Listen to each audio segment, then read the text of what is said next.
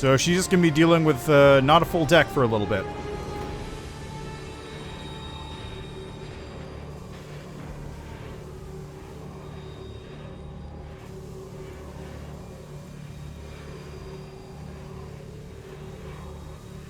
You shamans are strange.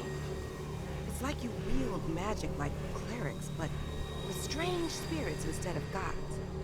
It makes me uneasy. What does it matter where the power comes from? What matters is it's on our side. Hey, no more negative level.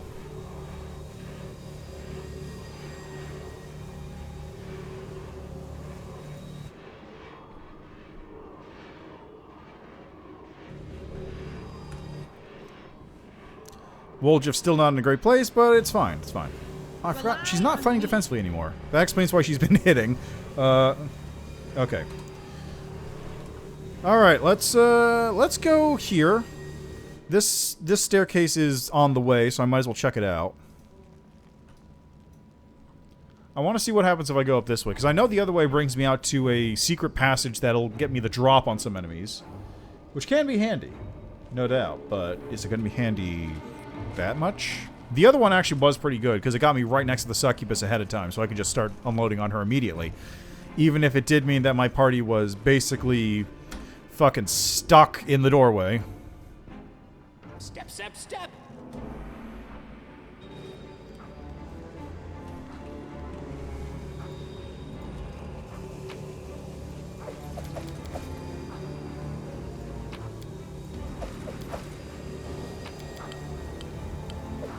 Ooh, Woljif can learn Stunning Barrier. How about that?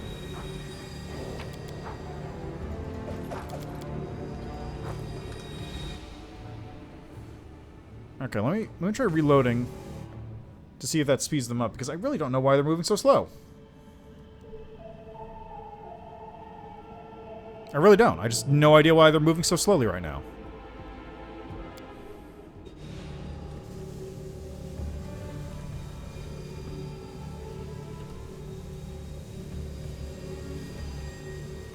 Hey guys, what's up? Oh, this is probably fine to turn off the turn off turn-based. It's only 3 shears. Probably able to just wipe them out in a couple seconds. Make every strike count.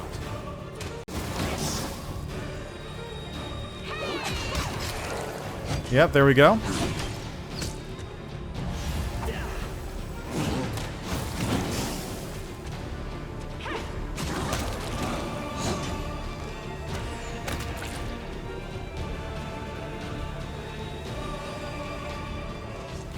What do we got on these guys? 3 Bardishas, not a big deal. Okay, again here.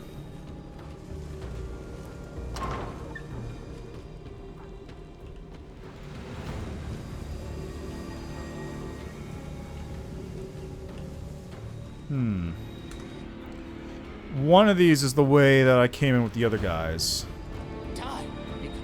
Oh, hello, what's this? Hey, who dragged all these barrels in here?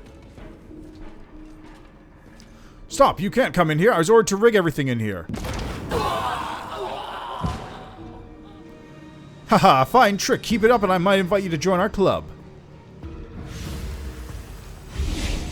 What? Who? Hoops the fuck was that? Step, step, step! Just don't blame me. Who the fuck was that? Zacharias of Canabris, the Holy Martyr. Yeah, fucking idiots. I'm so happy that played out like that. I almost forgot I did that, honestly.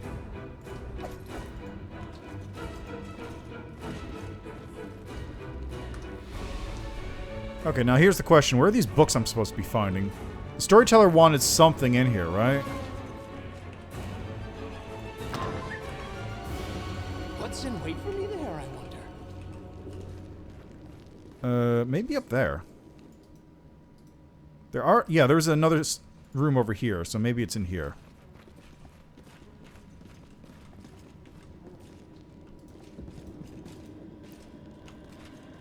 What's this? Elven notes from the Grey Garrison. Does nobody here speak Elvish? Really? Well, maybe that's what he wanted. I spy. What's this? What do I spy? Not much. Cool. There's a door over here, which is locked by magic, but now that I've slept, let's see what happens if I use Dispel Magic on it, which she has. Yes. One creature. One creature within medium range. Can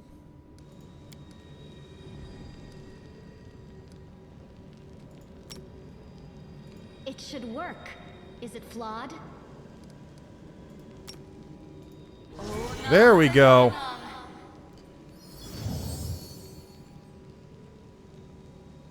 What?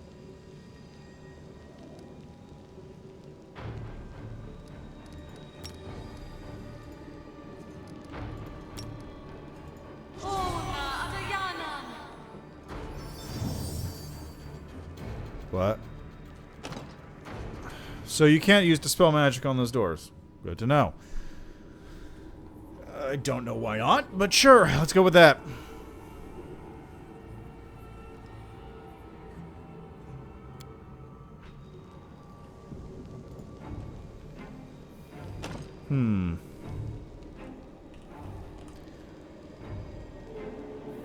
Maybe I can go up through that. No, that door was also sealed with magic, wasn't it? No, it's not. Can I get over here? Oh, I totally can. Okay. Save there, just cuz. Always gotta be saving.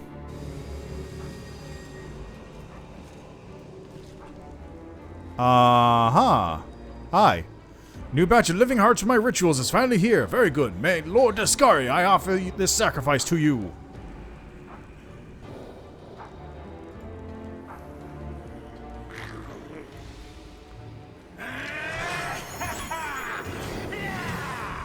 Alright, everyone back up for a second. We're gonna do this.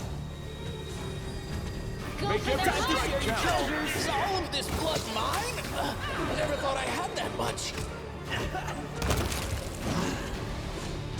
Endure this. Die, die, die!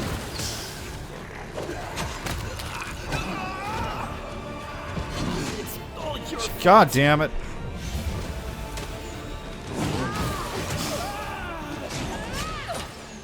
I wonder what lies. And now he's hyper dead too. Locust swarms?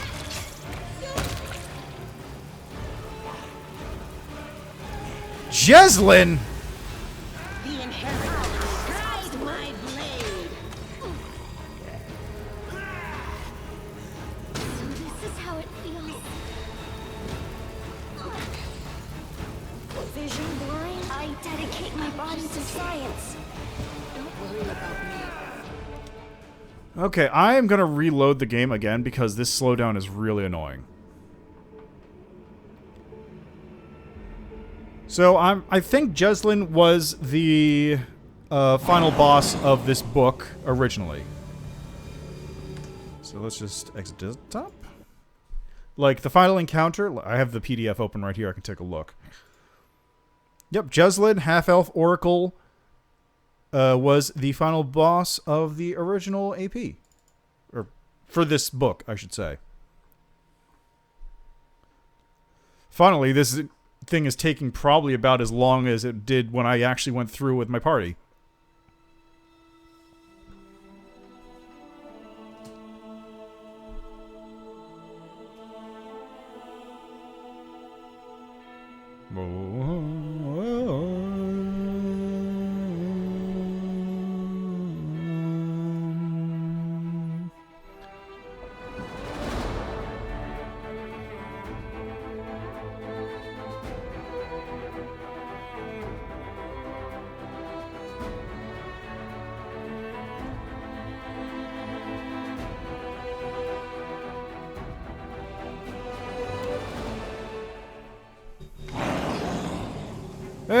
Much better. Alright, let's turn turn-based on for this fight.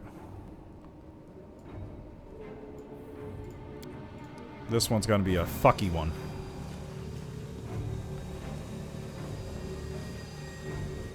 In we are.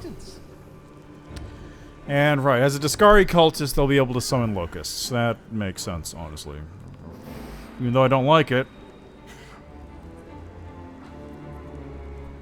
Good thing locusts are way nerfed in this version. Or, locusts. Swarms are way nerfed.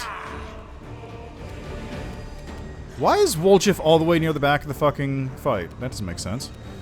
I should probably delay everyone until after Nenyo.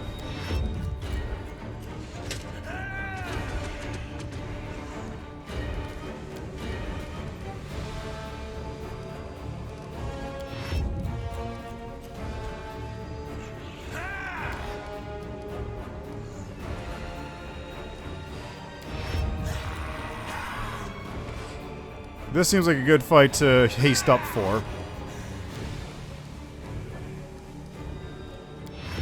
Alright, Nenyo, do your shit.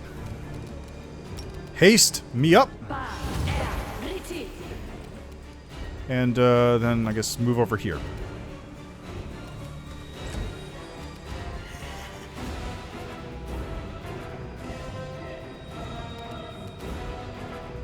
Okay, move over to like... Oh, there's guys right here? Okay, fuck it.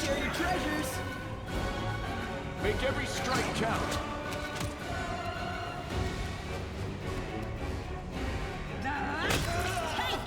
Nice. Okay, you're gonna move back 5-foot step and hit the shear. Okay. Well, heavy crossbows have no reload, which means there's literally no reason not to use heavy crossbows for, like, everything.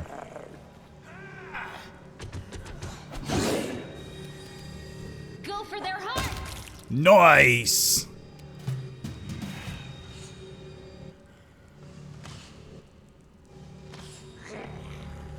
Alright, Nenyo, I'm actually gonna have you use your crossbow for once.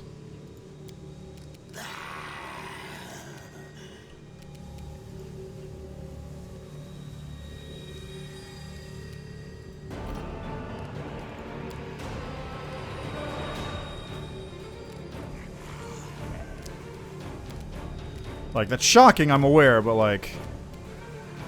I might as well just... Mind over muscle. You're irrelevant. Whatever.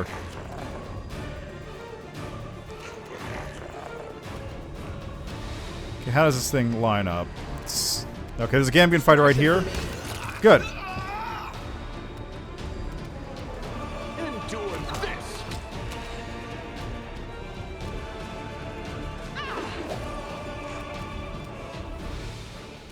Die! Die! Die! Tried to sunder, but it failed, it looks like. I love me this! I love me these fucking big AC plays. Nobody's getting hit for shit. Until just then, but it's fine.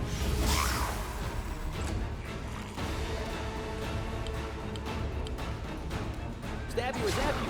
Why not both? You won't survive me. Into the fray! Nice! Commence. Okay, I can turn this off.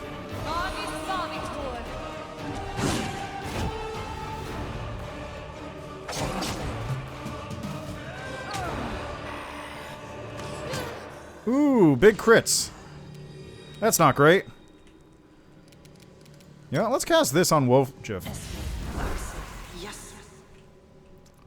Hey, Wolfjeff, how do you like charging in against people?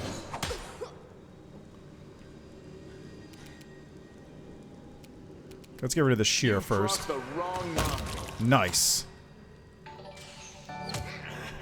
Holy shit, what the hell just happened? Oh, hold up, hold up. Just a lot of things just happen on stream here. Hold on, I gotta... This is... what the hell?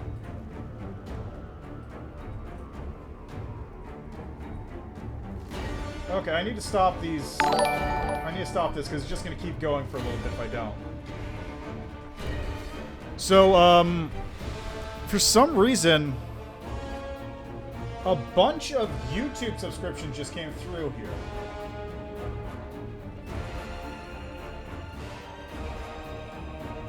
Like, a lot of YouTube subscriptions. Also, Hazel, yeah, 88 just followed on Twitch, so thanks for that. Oh, Jesus Christ, they're gonna keep going, aren't they? Okay, so we got Maris Ontiveros, Crew 1230, 616 AM, TVTV Zodikaz, Adam, Bedel Yasmina, Link, Esteban, Ya Girl Sophie, Ajik, Alexis Lozano, Tragic Vipers, Fair, Kevion Burks, Samuel Olafson, AK Bobby, Pishukuno, Team Rexviz, Peace Control R2, Panda, Avanta Class, Fortnite Slayer, Wrangler, JP Casa, Die, Doug Oat Trap, M Blackboy, Lucio, IGD Mikey, Fiery on Wii Sports, David Goins, Strinsky, Ginny, Gaming with Man, Dylan Miller, Irresponsible, Evan, Glob Gab Gala the Gamer, Ethan Hua, Converge Matt, Lazarus FC, UTI Ledge, I don't know what that is, Check Caser, KJ, XD, TVV, Charlie Call 07, Savage Walnut, Nick Callhofer, Antonio, Galaxy, Think Helen, BH Off T, and Haley's Yeah 88 just subscribed on Twitch. It'll take a minute. These things are just gonna keep popping up. I got nothing. I have no idea why that just happened. It's very strange. My feeling is probably something broke on Streamlabs and now they're just now catching up, which is very odd. Can I turn that off? Is that gonna stop the sounds?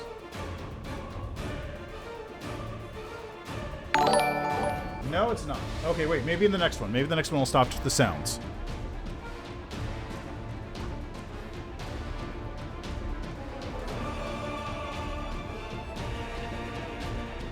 Good.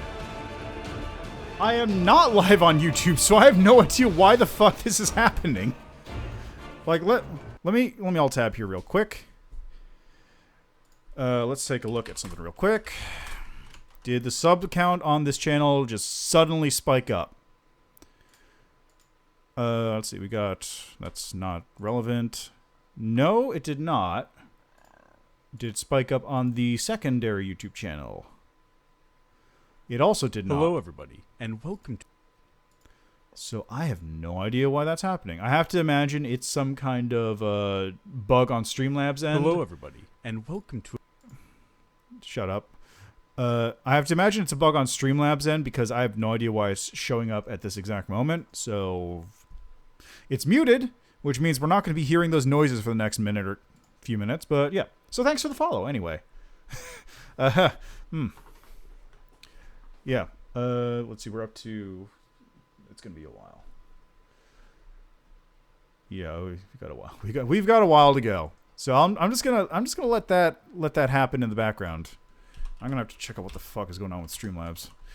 Anyway, back to what I was doing here. Sela was about to open up a can of whoop ass. The Inheritor tried my blade. I like how she suddenly became really quiet.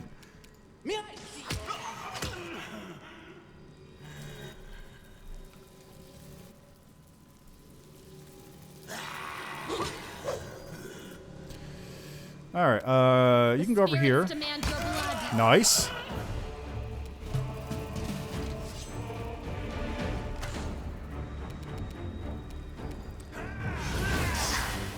Alright, well, Jiff, just keep attacking Jeslyn there.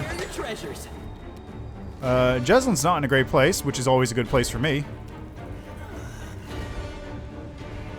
Are you gonna attack?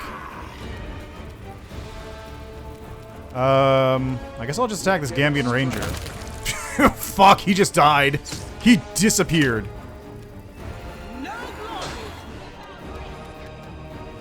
And this is me, so I will take one move action over to here.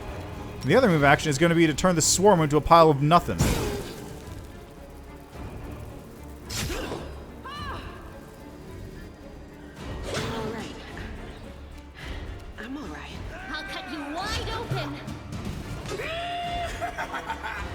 You doing okay there? You doing okay there? I'm not sure who was laughing just then. I think it was my character. Distract them from me. Yeah! Oh, okay, the ranger's still alive. Yeah!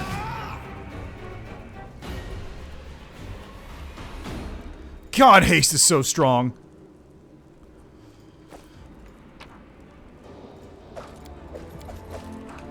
Step, step, step.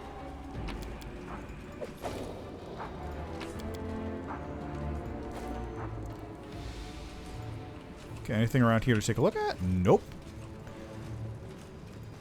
Just got a pair of bodies up here to deal with. We've got Scroll of Hold Person, a befouled key, eroded by drops of acid and befouled with scraps of human skin. Lovely. Got an amulet, which is an amulet of natural armor. That's a regular breastplate. This is a cloak of resistance. Woo!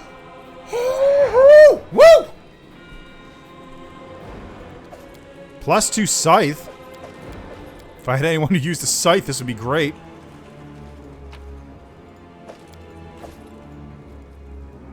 My tail is twitching. Must be a sign.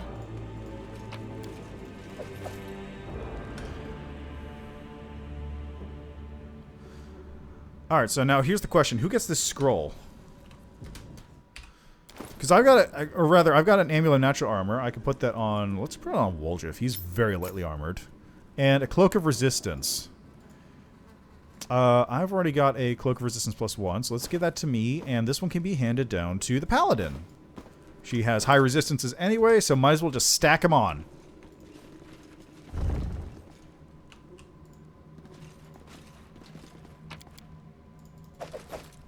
Okay, are we done? No.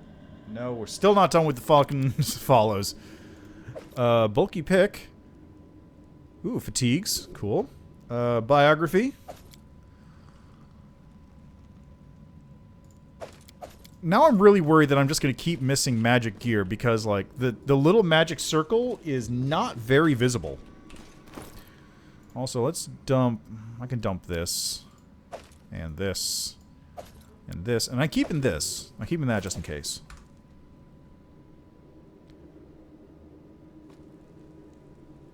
It's still going. Okay. Is there really no way into this little room? Yeah, well, there's only so much loot hoboing you can do, unfortunately. Like, if this was my normal alchemist build, it wouldn't be a problem, because normal alchemist build, I have like a dozen. But the character this is named after was a strength monster. Like, by end of the game, I think I had like 50 strength. So there was no loot issues. He could literally carry around an entire building if he wanted to. And that's not even like the theoretical highest carrying capacity you can get. I had another character who never will exist because it requires a absurd combination of alternate rules called, well, nicknamed Captain Carrying Capacity, because his theoretical max carrying capacity is the weight of like every living thing on a planet combined. I'll cheer you What on. the hell? Over A there. babao? Stab you or zap you? Why not both? Okay, you shoot that. Slice. Behead, yes, behead. Okay, you shoot this one too.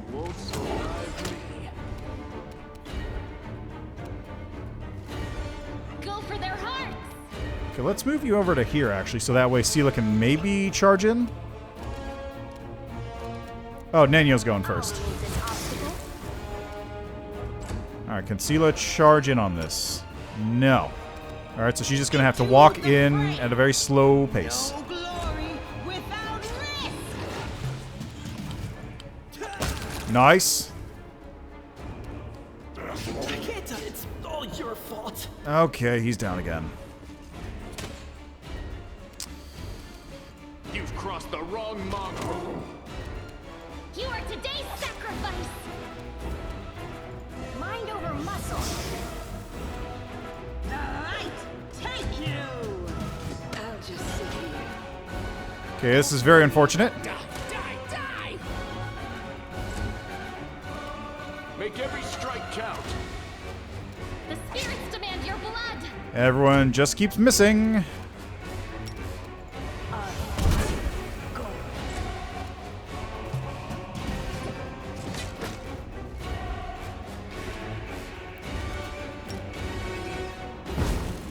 Still missing. Everyone just keeps missing.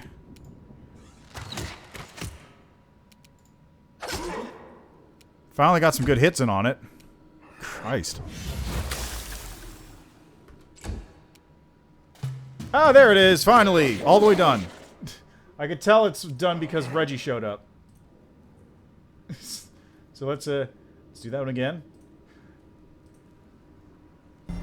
A new follower. Yeah, thanks for the follow, Hells, yeah. Hellies, yeah.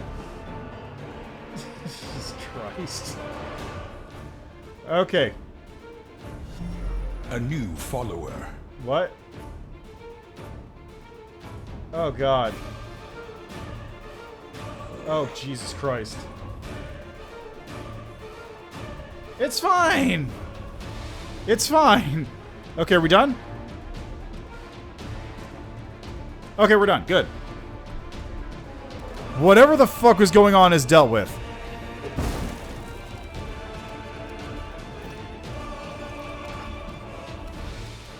Endure this! Yeah!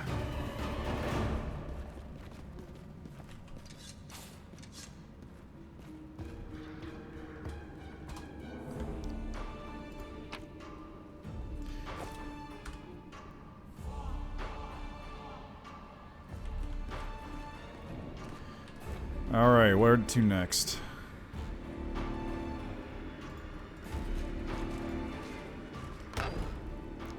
Oh, hi.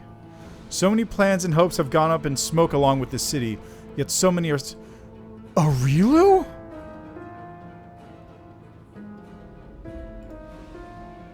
What the fuck is she doing here?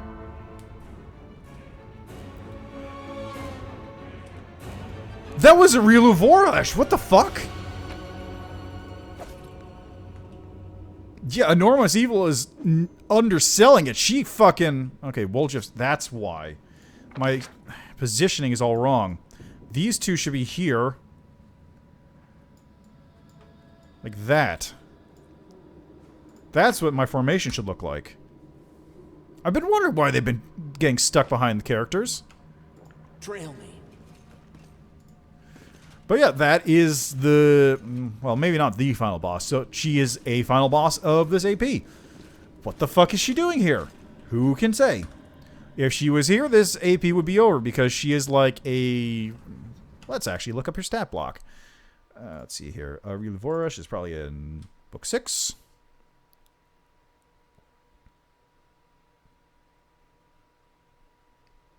I'm going to pause this just because I have a timer still on Woljif's armor. Nope, that's the maps. I don't want the maps. I wanted this one. Let's see. Ariel Vorlash. What are you? You are a... female, half succubus, human witch 10, demoniac 10, archmage 8. So she is immensely powerful. She has 500 HP. Yeah, I played... Okay, so I didn't play. I ran a party through most of Wrath of the Righteous. We stopped in the Midnight Isles. Mostly because I was getting burned out after having been running games for like 3 years straight. But yeah, so I'm not intimately familiar with the entirety of the AP, but I am familiar with the AP enough. This is my kind of work. I am, however, intimately familiar with Pathfinder tabletop game. Hey, it's Yaniel. Yep, okay, knew that one. So this is all just... This is basically just a bunch of stuff to get you into that vault that I went into with my own experience and knowledge.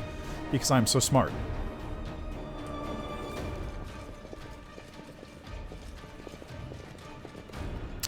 I sense great evil behind this door. distance. Boy, do I. Let's see, we got Discari Cultist, Cultist Archer, Brimmerax. Who's up? It's Camellia. So you can... How about a charge, huh? Can you charge? Like, how about I slumber the Discari Cultist then? Because I... Nope, fuck, okay. Fine. Fine, whatever.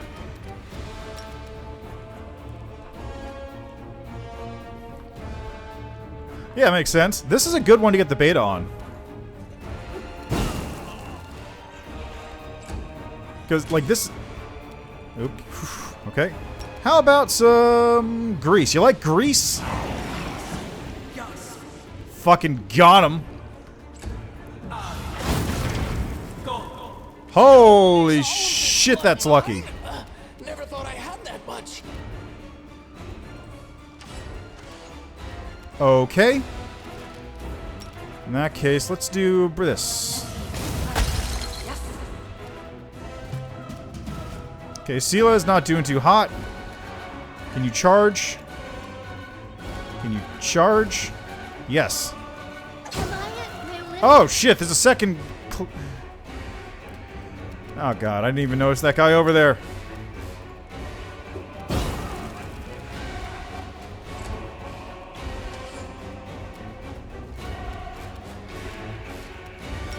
So let's go over here, charge the shear. I wonder what lies beyond. Well, that's not good.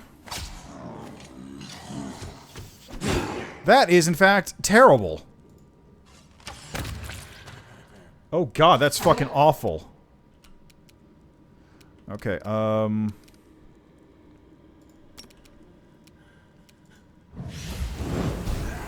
Alright, it missed. Sick. It's all your fault.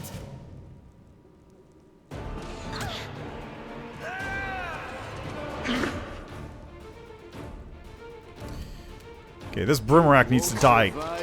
Okay, the Brimmerack's not gonna die. I'm gonna die. I'm gonna die. You got any good spells for this situation? Displacement on yourself? That's an option.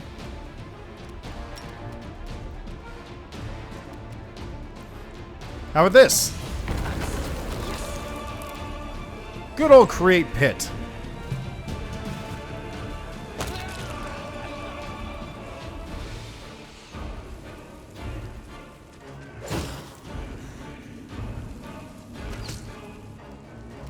You've crossed the wrong line. Nice! Brimmerack's dead.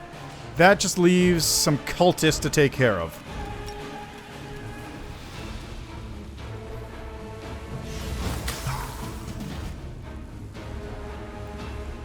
Let's see if I can pull this one out.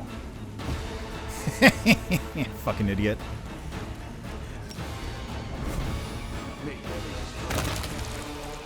Ooh, that's nice.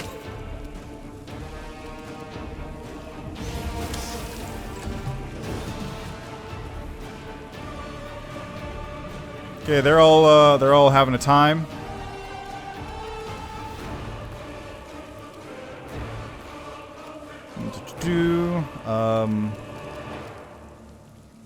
Yeah, there's not a whole lot I can do at the moment. I gotta wait for this pit to fucking go away at this point. None of them have heals, so that's rounds per level. How long does this pit last? 1 round plus 1 round per level.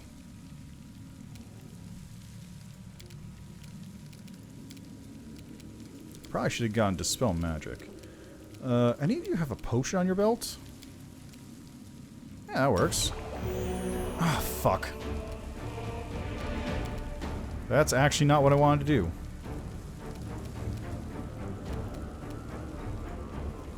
Alright, I guess we'll just hang out for a minute there.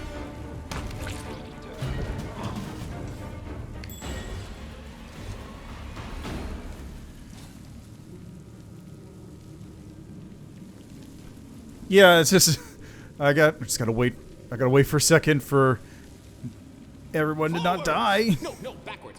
Backwards. Okay, we're good. Yeah, Yeah, you place on a belt, but I meant, like, can I use the belt to heal someone else? Because I wanted to try and get someone else up before that fight ended, but it doesn't matter, I suppose. Looks like they must have died from falling in the pit. Knowledge. World. What do we got? Tattered blood spatter drawing. Fail. Damn it.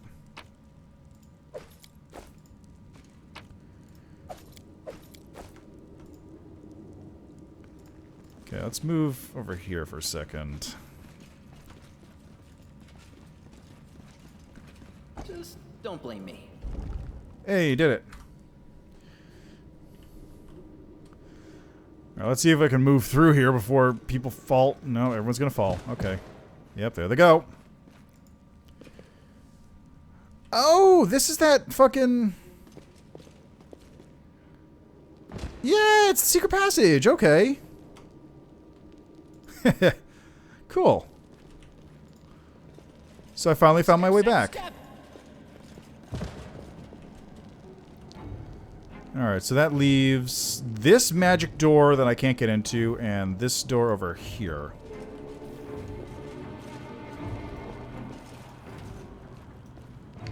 Oh. I haven't been here yet. Okay.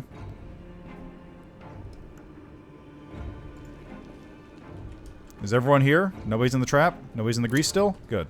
What's in wait for me there, I wonder?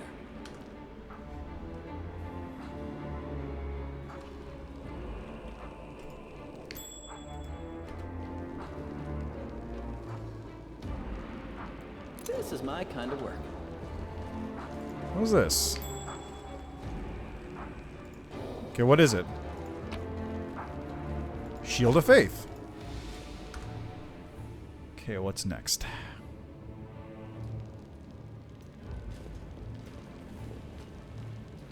Trail me. What do we have here? Ooh, that's a lot of enemies. Okay. I'm just gonna go over here. This room looks like a nice spot to set up camp. It's been a good 15 minutes. Time for the adventuring day to end. How do I get in here? There we go. Camellia has a free spell slot, you say? The voice of the spirits.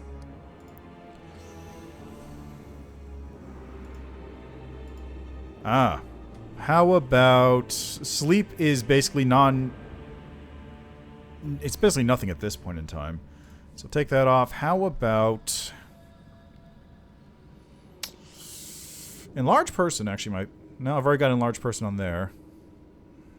Tangle? Yeah, basically. If you adventure for 15 minutes, then you sleep for an entire night just to make sure you're all prepared for the next day. Because you busted all your spells out, you know? In my case, it's because, like, these guys are really, really in a bad place. Greater Restoration fixes that. Oh. You know what? This actually might be a good thing to pick up. And 1 round, 6 HD or more immune. Not useful. How about Bless, Sleep, some nature's ally, Doom, Burning Hands. Might be useful in case we wind up with more swarms to deal with. Alright, we got everything there. So, yep.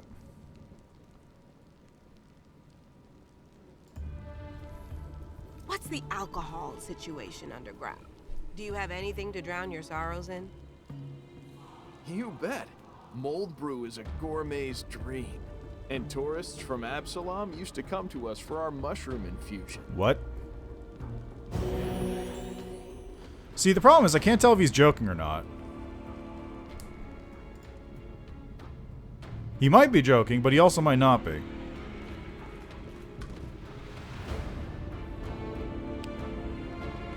Alright. Now that we're ready to go.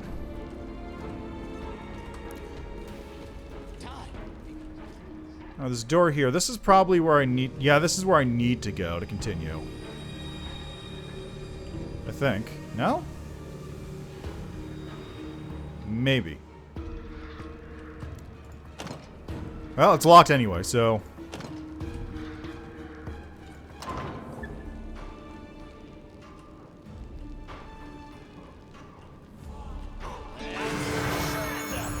They've got it barred. Oh, well, it's a bunch of dretches. What are they going to do?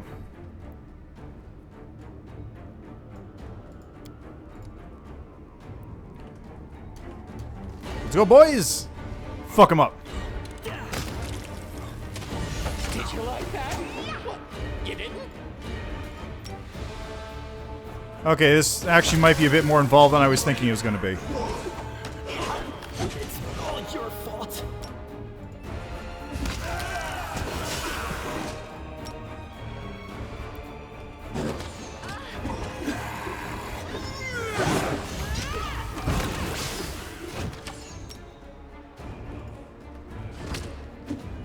How you doing there, Sela?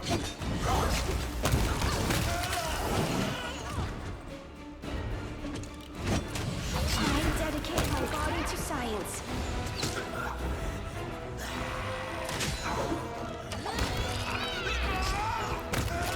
Nice! Only 2 people died.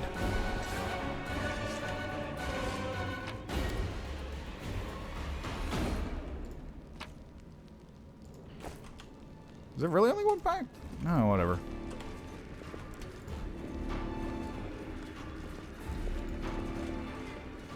I spy. What do we have here? Some gold.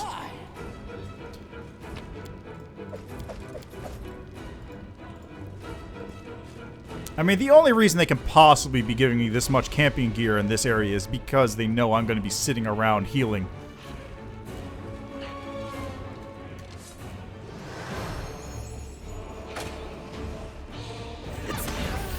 Transform Crusader.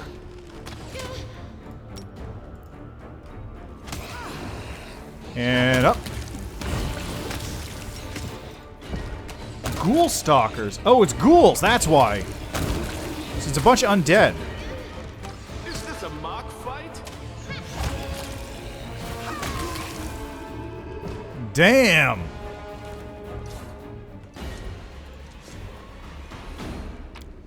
Let's see, we got a bunch of chain shirts and leather armor for the Ghoul Stalker. Ancient pool is filled to the brim with intestines.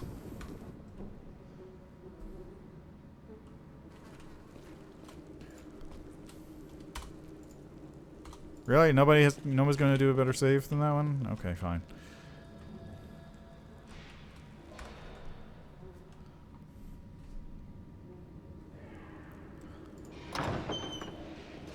Step, step, step. Oh, there we go. Hey, it's Minago and Staunton. Staunton lies on the floor, wounded and glaring at Minago with loathing as she leans over him, struggling to speak through cut lips. The dwarf rasps. Why did you drag me here, you bitch? To mock me all last time? Go on, finish me, drink my blood, devour my soul. Just get on with it. Let me die at last. Staunton, light of my life, don't be so silly. I can never hurt you. The lily too caresses his face, and the soft glow of a healing spell closes his wounds. I brought you away from the battle to save you. My love, you don't belong in this grubby city where everyone hates you. Come away with me. You know I have always loved you. You lying filth. You have the gall to say that to my face. When it was you, is all you. You're the reason I lost everything. You're the reason why everyone despises me. So it was me who brought shame upon you in front of the people you called friends? It was me who mocked you year after year, spat on you, forced you to do dirty, demeaning work, like you were a drudge and not the bravest of knights? No, it was all of them. The Crusaders and this queen. If you remember, the day Dresden fell, I asked you to be its new ruler. You refused, of course, you and your principles, but look what's become of you. I'm sorry to say there's no truth in the demon's words. The Crusaders really have treated him terribly. I say this as a criminal who's been forgiven by the other knights of Iomade. But like all demons, she's built a mountain of lies and deception upon this one grain of truth. My offer still stands. Come away from here, my love. You will Dresden as its king, and I will be your queen. What are you hoping for, demon? You'll make a great couple, the eyeless queen and the brainless king.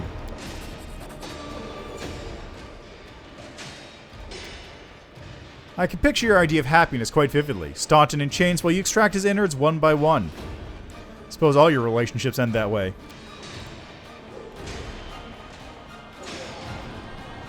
Staunton gets to his feet and now looks at the eyeless Lelutu with a strange expression on his face.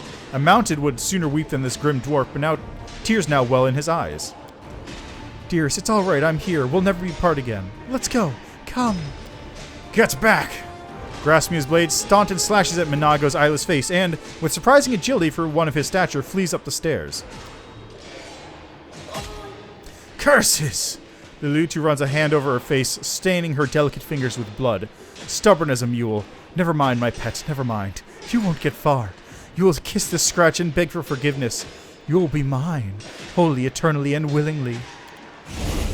And away she goes. I wonder if that was my bad. Oh well. It's probably fine. If I gotta kill him later, I gotta kill him later. I got Joran on my team anyway. A lot of shit leaving behind. None of it particularly good. Let's go.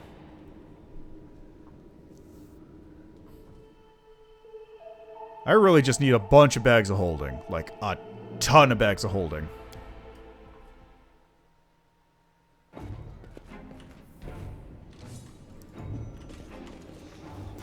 Oh, look! It's another one of you fuckheads.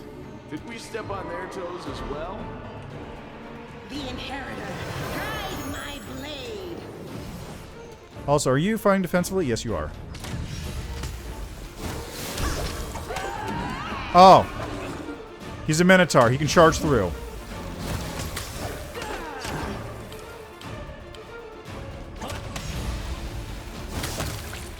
Yeah, it's dead.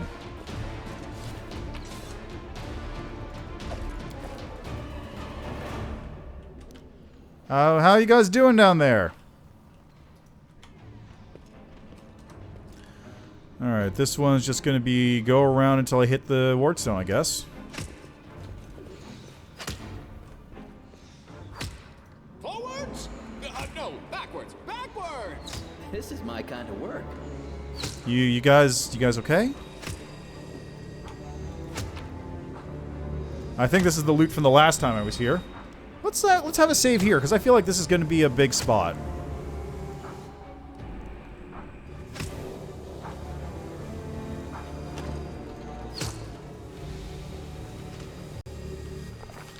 There we are. Day 27, month Gorsran 4, year 4710. Upon entering the chamber where the vanquished Wardstone resides, the Crusaders could have expected many things. An ambush, deadly spells, or a horde of enemies. But not an empty hall, still and silent. With no Minago or her henchmen, only the obelisk and glimmers of light dancing on the dirty floor. But then again, all is not as placid as it seems. Singed once again hears the seething choir. This time the voices sound louder, more insistent. One step, another, and suddenly Singed sees the Wardstone not as it was a moment ago, but somehow completely different. It is no monolith, emanating light. It is a cage made of pure energy. The place where Dascari's struck looks like a festering wound, from which tendrils of dirty red and purple darkness creep throughout the entire artifact. And there, inside, two hosts of flaming warriors are locked in battle. One is light, the other blood red. But they are all waiting. For what? Okay, so it's become a story moment. So, let me just bring you back to the original version of Wrath of the Righteous. At this point, the Wardstone is not a giant-ass Wardstone. It is a chunk of Wardstone in a room. You fight Jeslyn, who is the Oracle with the Locust Swarms before that whole thing. And then you use a Rod of Cancellation to blow it up. So, here's what happened when I ran it. I mentioned before that there is a combo you could do with the Siegebreaker Fighter. Did you know that Undead can also do that? And there is a specific combo where you have a Siegebreaker Fighter with, let's say, Rogue levels added on, where you can charge into somebody. There's a specific Rogue archetype called the Scout Rogue, where it gains the ability to, when you charge somebody and hit them, you can deal sneak attack damage. No matter what. Even if you're alone, even if you're using ranged attack, you can do sneak attack.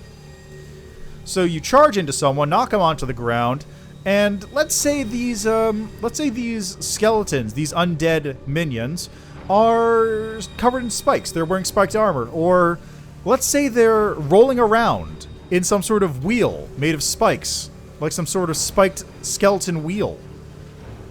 And you charge into somebody, knock them prone, and then while they're prone, you stab them with the wheel spikes. So yeah, I made wheel skeletons in Pathfinder and sent them on my party at this point in the game. I still have the build. I still have the build. It's a really funny monster.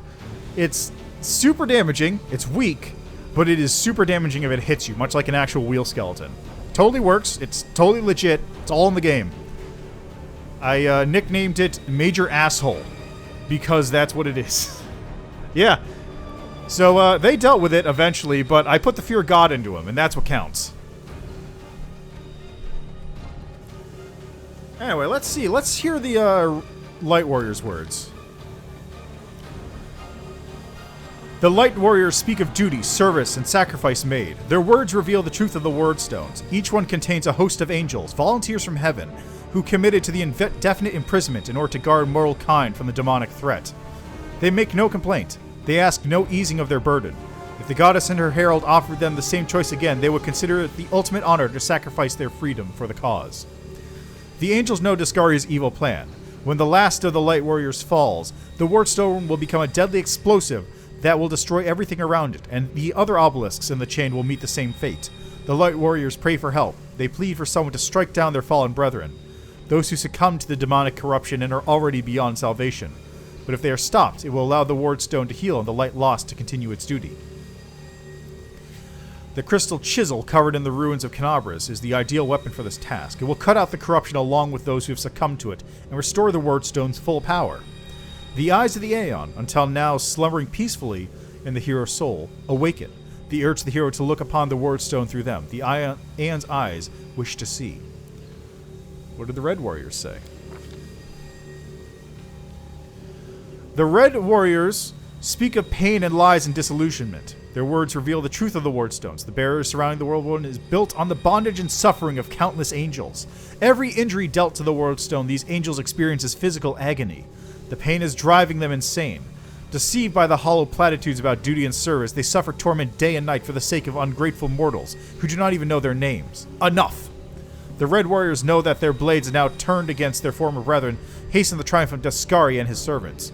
Once the Wardstone has been wholly conquered by corruption, it will become a deadly weapon under the demon's control. Some of the obelisk prisoners beg for freedom, while the others pray only for death, but they all agree that this existence is unendurable. The crystal chisel discovered in the ruins of Canabras is the perfect weapon for a massacre. It cannot force open the door for those who wish to escape, but it can destroy the Wardstone along with all its prisoners, willing and unwilling.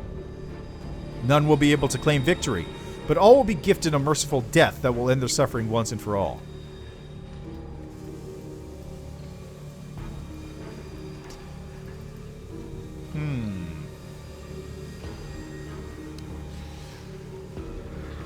So they both are saying the same thing. So let's say what the Aeon says. The eyes of the Aeon pierce through essence, matter, and time, and reveal the truth of the Wardstones. The stones are just as much a perversion of the world as the world wound itself.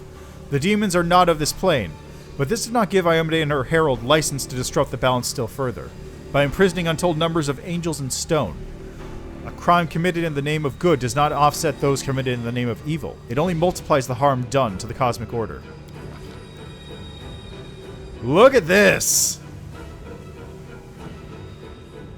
There it is. The fate of two angelic hosts, faithful and fallen, and the fate of Canabras, perhaps even all Mendev, now rest in the hero's hands. How will he proceed? Whatever this crystal chisel may be, its power is great indeed. It can destroy the stone along with all its inhabitants, or can mend it by killing the angel defectors within. What it cannot do, alas, is free those who wish to escape, and keep the stone intact for those who wish to remain. The Aeon's eyes perceive a solution to the goddess's tinkering, one that will cost no lives. One strike with the crystal chisel at the perfect point, and the stone's magic will be destroyed, and all the angels will go to their rightful place, to heaven or to the plains of chaos and evil. The remnant of the Aeon's power draws all that is left of the Aeon's existence to the hero, urging him to put things right. But somewhere, deep within the hero's soul, the familiar ire seethes, endless rage, unbridled hatred. What will happen if it is unleashed here, at the stone? Can't save. But I did save before this. So, I can destroy the stone with all the angels inside. That will stop the corruption. It will kill all the angels. The angel mythic path, good, is quell the offering of the Red Warriors by offering them peace, which is probably cut them out. Lawful, cleanse the Wardstone, destroying the fallen celestials. Probably the same thing. Lawful, the Aeon mythic path. Wield the stone's magic and return the celestials to their rightful plane as the Aeon would have wanted. Or, Demon, unleash the fury.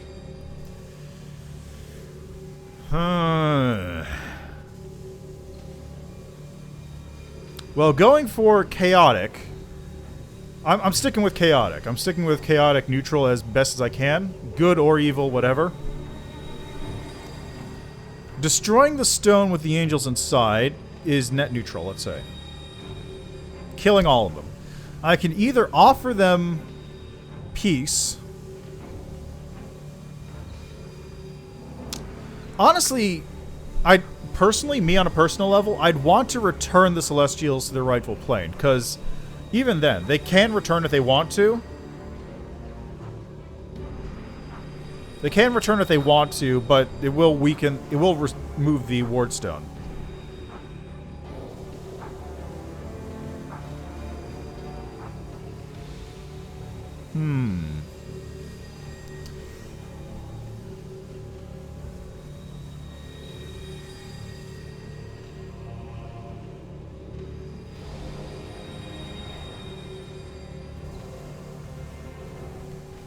You know what? I'm hard chaotic.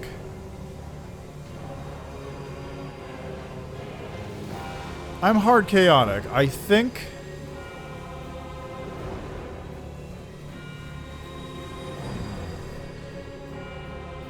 I was gonna say, I think I can take a lawful hit, but...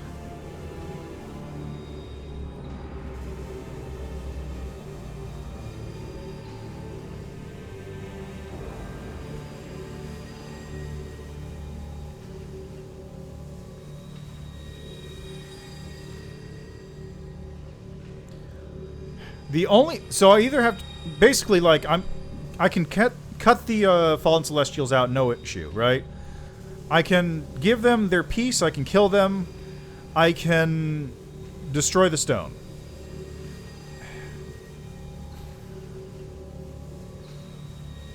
I'm gonna go with number 2. Singed addresses the furious Red Warriors, not in words, but in his intentions and aspirations. The torment-wearied angels see compassion in him, and also a promise of rest. One day the demons will be driven back. One day the whirlwind will vanish, like a nightmare chased away by the spring dawn. One day the sky above Carnarvon will once again gleam a dazzling blue.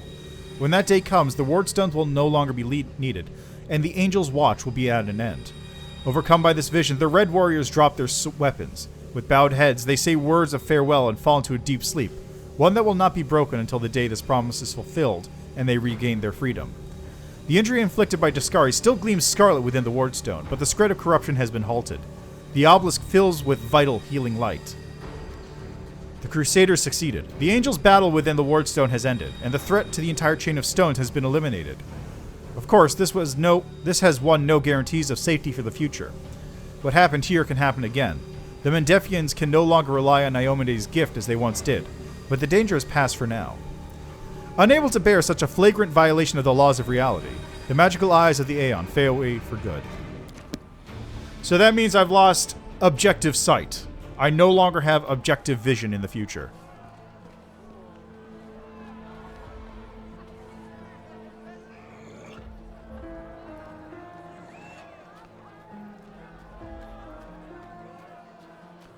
What are you doing here, Arilu? Look at them, Suture. They're rejoicing like children. The storm is coming and none of them sees it. Well, that's me!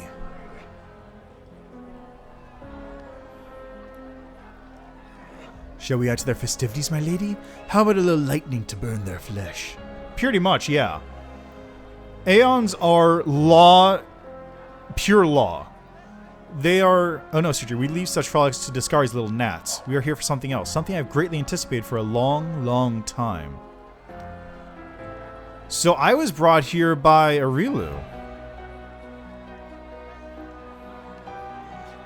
But yeah, Aeons are like cosmic entities of law. They exist to balance. Oh.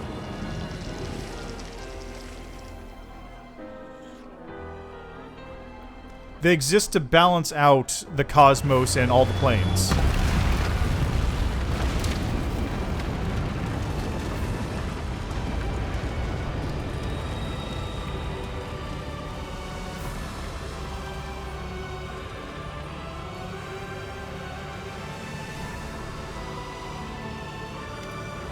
The blisteringly vivid memory releases you, and you return from the depths of the past to the present.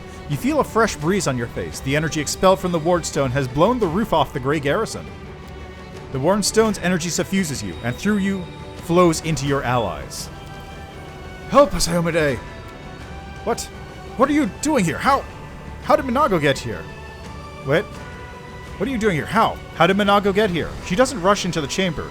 She's been here the whole time. But some unknown spell has stopped you and your enemies from seeing each other.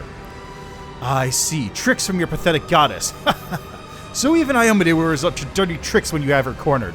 Don't celebrate yet, mortal. There's no one to hide you from me now. Triumph flares up in Minago's eyes. Look, you're already wounded, pathetic mortal. I'll have no trouble finishing you off now. Looking down, you notice that the wound in your chest has opened up again and is bleeding as if you were hit by a sword, but there's no pain. All you feel is power filling you. Right before your eyes, the edges of the wound start to join and heal until it closes fully. Minago stares at you with an expression of displeased surprise. You'll die anyway. Ha! Oh, they're doing the Wardstone. They're doing the Mythic Power again. Hell yes. So, let me see here.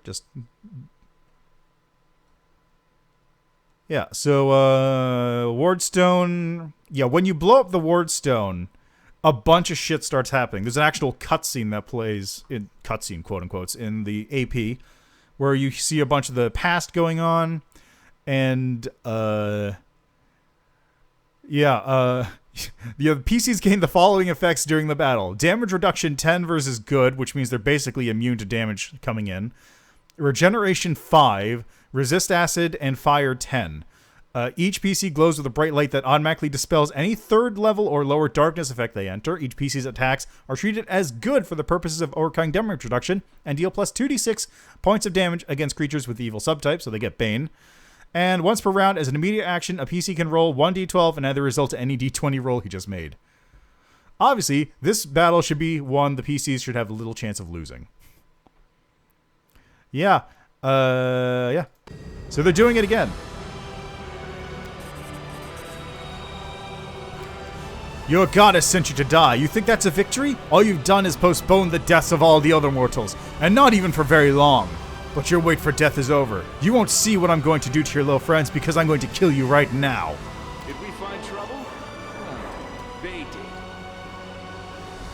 Look at that. I've got a status effect on me. Turn-based activate.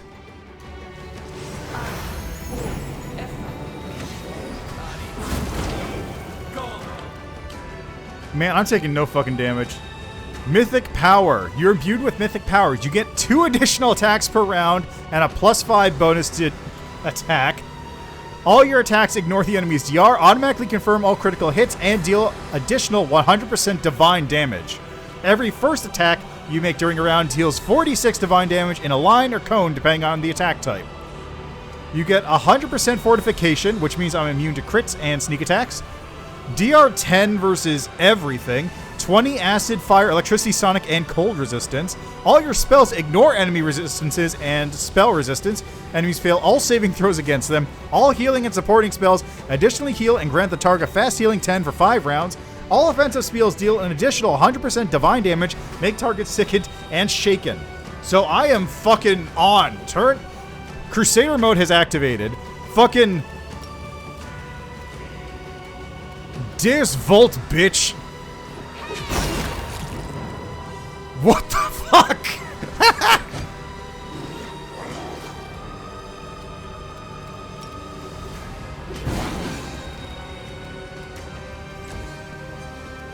Cover me already.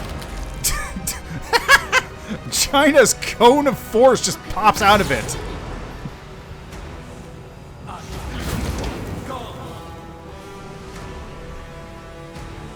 Oh, that's what that does? Oh, thanks for telling me. That's actually really helpful.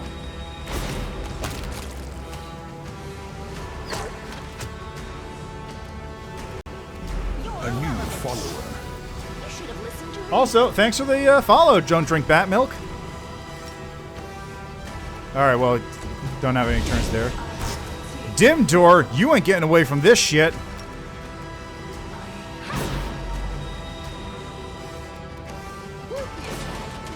Alright, well you're getting away from that shit. Time to share your treasures. Go for their heart. Alright, Lan. Rapid shot ahoy. What? Why are those stopping in midair? What the fuck? Alright, let's see here. I wanna... Oh, whatever. You two can get haste. Yeah, how's that working out for you? Oh, you're over here now.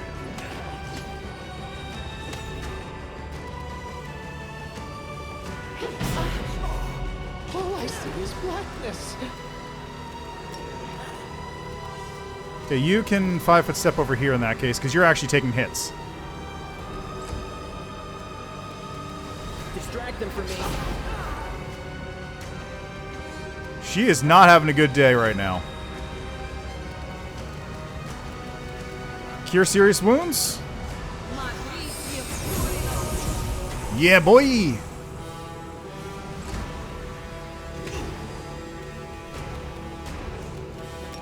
Key up!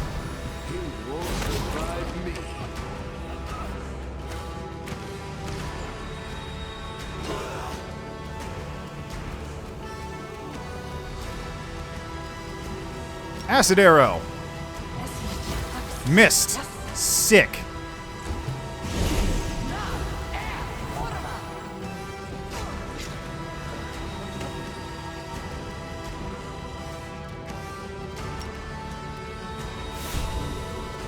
Into the fray.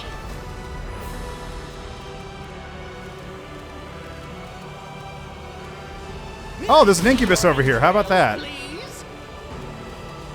Stab you or zap you. Why not both? Woo! Big damage. All traces of Minago's bravado have disappeared, and now her voice trembles with panic. How are you doing that? Where's your power coming from?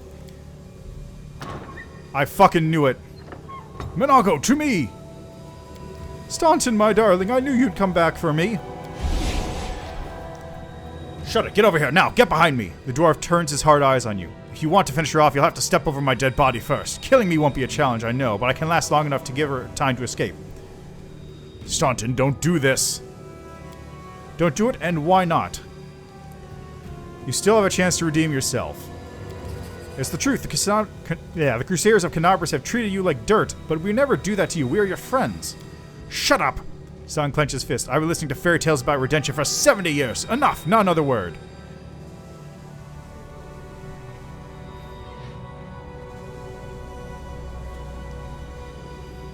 If you betray us, I'm gonna get you. And I'll make sure that your death is far from quick. My death has already dragged on for 70 years. You really think a little more torture will frighten me? Enough talking, Minago. Cast your spell and get out of here. I'll hold them off quickly before I change my mind. No, my sweet, I won't abandon you. We'll leave this place together, and we'll go where we can be happy. Let go. Let me finally... He looks between Mago, you, and back again. At last the dwarf nods. Damn it all, let's go! There he is. The demon and the traitor vanish in a magical haze. You feel the energy thrumming through your body and soul start to fade. It doesn't leave you. It hides somewhere deep down, leaving behind a small amount of incredible energy, as well as the understanding that you will one day master that inconceivably huge power. Yeah, Mythic!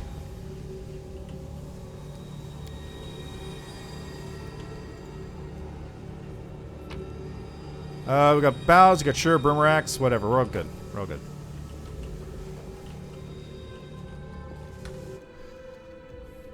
I'm not sure what this phantasmal putrefaction is, but it's fine. Oh, it's some effect, whatever. I'll get you, Staunton. I wonder if that means Joran is going to show up later, too.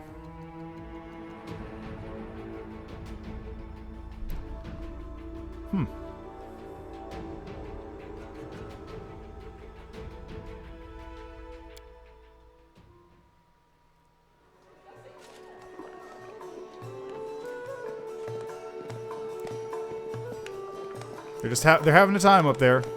Make way! Warrior Queen coming through with a round for the heroes! When Anevia reaches the long table your party is gathered around, she heavily flops onto the bench and hands out the tankards of beer. The heart is packed! And you considering nixing this little shindig, Beth. I did consider it, and I'm still considering it. It hasn't been a week since the last demon was booted out of Canabras. We really should be in a period of mourning for all the cities fallen. Irbeth sighs. But all the people deserve to celebrate, and Singe deserves to be honored for saving the city and possibly all of Mendev. I want you to heap more praise on me, don't hold back. And now, that's how you celebrate your achievements. Anevia toasts to you with your tankard. According to the watch reports, there's been no demon activity whatsoever outside of Canabras. I get the feeling that the demons are as shocked by what happened as we are. Irbeth rubs her forehead pensively. What happened in the garrison, what you did, it was a miracle. I truly believe that gods remembered us and decided to intervene. Raph, come on, you agreed. No serious business today. Alright. I'm done. No more. Who would have thought we'd be celebrating a successful attack on the Grey Garrison, our own fortress? Now we blew the root off the place. It's simply unforgivable, comes the cheerful voice of someone sitting at the far end of the table. While we're on the topic of the roof, there's already a rumor going around that you, Singed, have been blessed by Iomade herself. It was a piece of her power granted to you that destroyed the garrison's walls and roof. It turns out the people want a little piece of that blessing for themselves. The townsfolk are gathering chunks of the garrison's rubble as souvenirs and talismans, and I'm sure they'll hit the black market soon enough. Oh yeah, here, breathe on this for me. For good luck. Nice, I'll put it on display at home, or maybe make a hole in it as a pendant. Nevi, what are you on about now? What do you mean? Do you see how many people at this table have been personally blessed by Iomade herself? 3. At least 3. Well, a couple, perhaps. I'm not actually sure who's talking. Iomade's blessings are not conveyed through stones, and as public officials, we really shouldn't... Irbeth looks to the end of the table where the voice originated, and her eyes widen as the words trail off. It's Gallifrey, I bet. Called it! I feel a little chastened after what happened about what you said about public officials, but I myself have acquired a few pieces of stone and also wish to ask our hero to breathe on them for good luck. So what now? Are you going to toss me out of this fine establishment? The woman dressed in unshowy finery raises her eyebrows. Your Highness! Yes, it is me. I made the journey here to deduct the cost of repairing the garrison roof from your salary. The woman rises from her seat, approaches you, and holds out her hand. We've not been introduced. Gallifrey of Mendev. Let's go with this. I didn't expect to see the Queen at our table. The Queen smiles. I was most keen to see the savior of Canabras with my own eyes. Why not come share your table in a cozy cavern?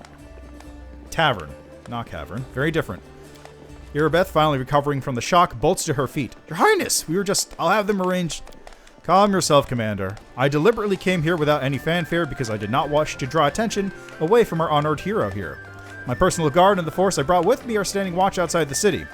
I ordered all your sentries to stand down. They also deserve a break. Every person who tirelessly fought to save Canabras will enjoy themselves today, and my reinforcements will ensure peace and order. Will you join the celebration, Your Highness? Please don't Your Highness me. We're in a tavern, not my court in Nerosian. Address me as you would any comrade in arms. Concerning the celebration, as you can see, I already invited myself. I couldn't pass up the chance to meet the new hero all the Crusaders are talking about, and soon, not just the Crusaders. We all need some rest. Because grand new deeds lie ahead, yes? Your Highness, my dear cousin. Count, I was surprised to learn that you valiantly joined the ranks of the city's defenders. Pleasantly surprised.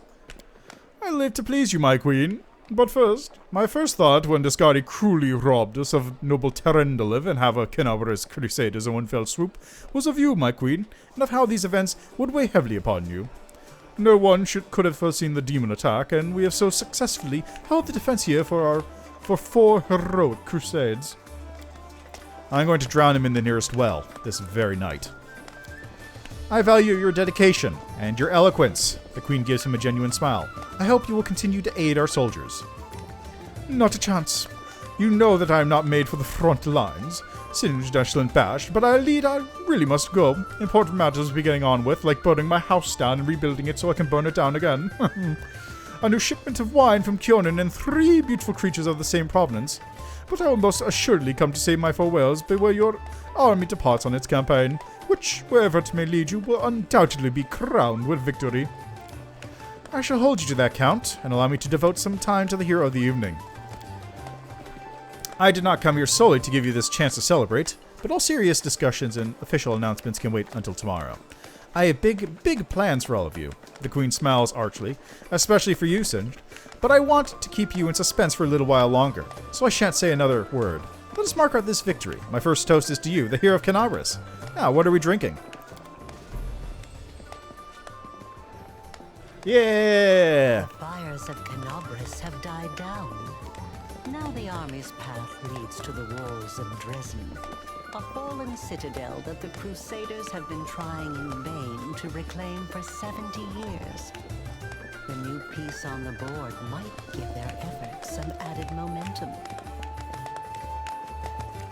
Book 2, baby. Sword of Valor. This is when... Oh my god. Oh my god, are you for real?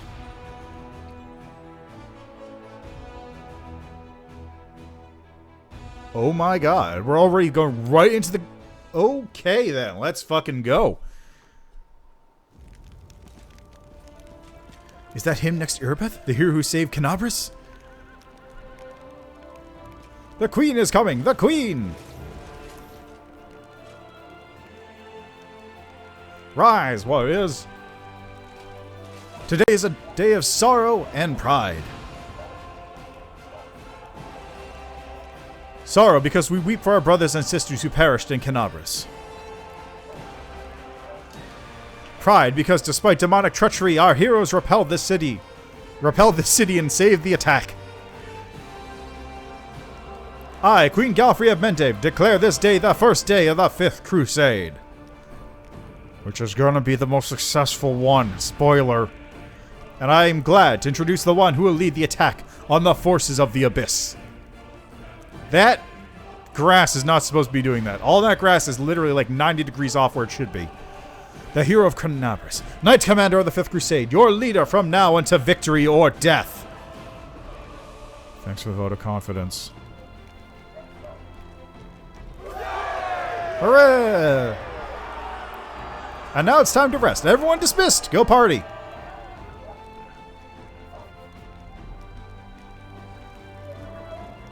There, the troop review is finished. I'll give you some time to look around the camp, and then I shall expect your presence at headquarters. I mean, that's cool and all, but I got mythic ranks. Let me look at the mythic. Let me mythic. Let me mythic. Queen Galfrey is also like a fucking badass, if I remember correctly. She's like level 16 or 18 or something. Commander, please allow me to join you while you inspect our encampment. Sure thing.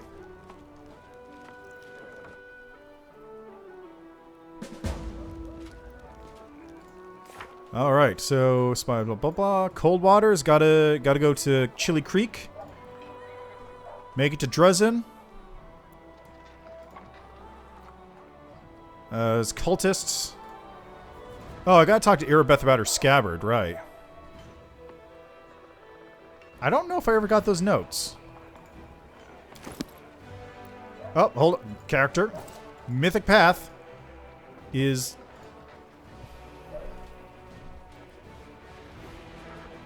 Oh, really? Alright, well fuck it, I'll do it. So let's just save there. Oh yeah, can I talk to you? Really? No? Oh, this is a storyteller. I got the page you were looking for. Go to characters? Okay, well... Okay, so character.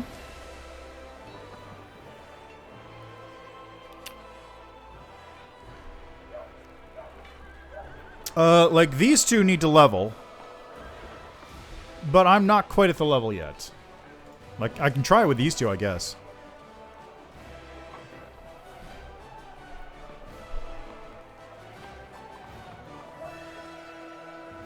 Okay, so what do I do with this? Do I level up and then mythic after?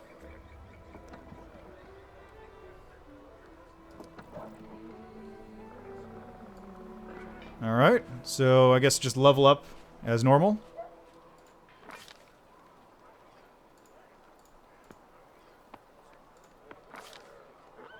Wouldn't be good.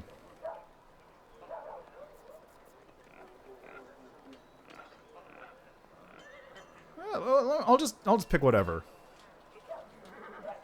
Oh, interesting. So let's see if this works. I'll just pick whatever at this point.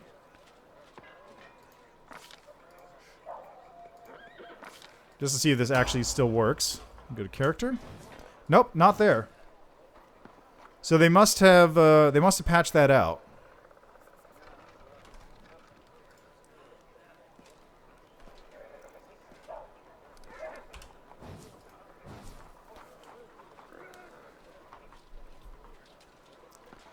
What do you mean did it fall off of her? So she is mythic still, but I guess she didn't level up. So whatever, it's fine. Let's see if I do the other way.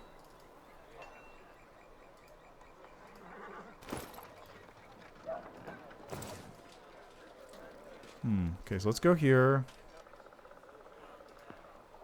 No, not working.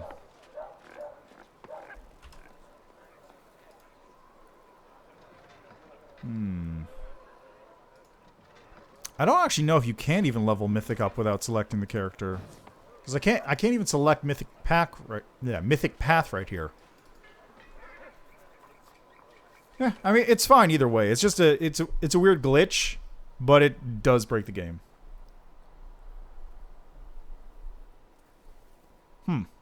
Weird. Oh well, it's not a big deal. I'm gonna Mythic myself up anyway. Yeah, figures. So, a Mythic ability. Bypass Epic Damage Reduction. Mythic ability. First Ascension. First rank in the Mythic character's progression, they need to select their first Ascension ability. Alright, so next. A bit of fun. Mythic characters that draw their power from chaos gain an ability to unleash create 3 illusionary copies of themselves. Those copies last for 1 minute per mythic rank and act like mirror image spell. That's not bad. Close to the Abyss. Pair of Horns gaining a gore attack.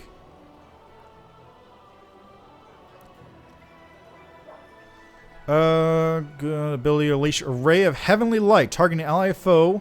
This ray heals for 46 plus 2d6 per mythic rank.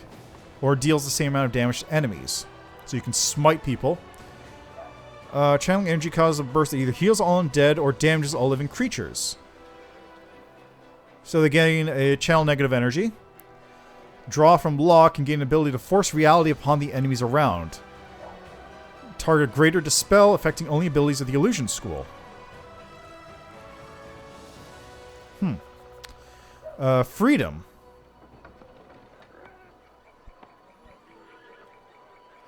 Oh, I see. Gaining an ability to unleash a bolt of energy from Elysium itself, targeting an ally or foe within 50 feet. Deals damage to enemies, charges their weapons for 2 plus mythic rank rounds. Deal an additional 2d6 points of holy damage.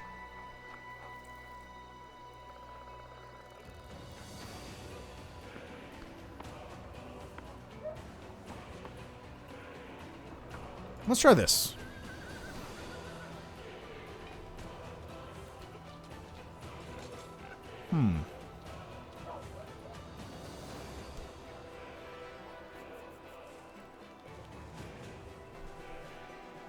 No, mirror image. I think Instrument of Freedom is probably the best one. It's a tough choice. It's a tough choice because these are all new. All these things are new. This is not how Mythic levels and ranks work in the original pen and paper game. I'm going to go with this. Yeah, let's go with this. Oh, and I get a mythic ability. Best jokes. You're master of the hideous laughter spell. When a creature fails a saving throw against your hideous laughter spell, another random enemy within 30 feet of the target is affected. That's actually really funny. Let's see, abundant casting. 4 more spells per day for... Ooh, that's pretty good. Archmage Armor. Whenever you cast Mage Armor on yourself, it gives an additional armor bonus equal to your mythic rank. Your wounds you inflict with your natural attacks are anything but natural. Your natural attacks now ignore all damage reduction except for that. Oh, thanks. Glad to hear it.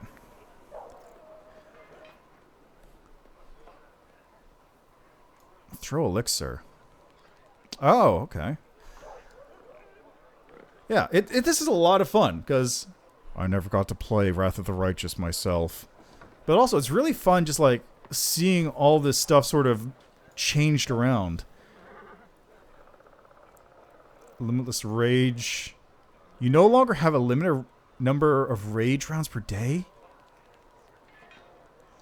That's so good! Holy shit, that's so good for barbarians.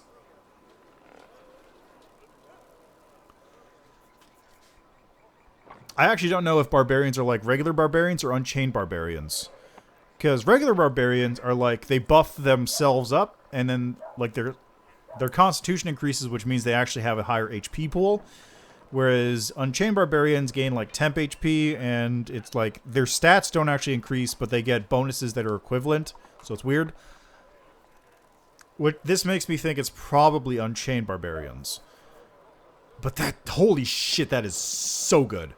Let's see what else we got. Bigger they are, ranging shots. Every time you miss an enemy with a ranged attack, your aim improves, giving you stacking +1 bonus on attacks against the same enemy up to the maximum of your mythic rank.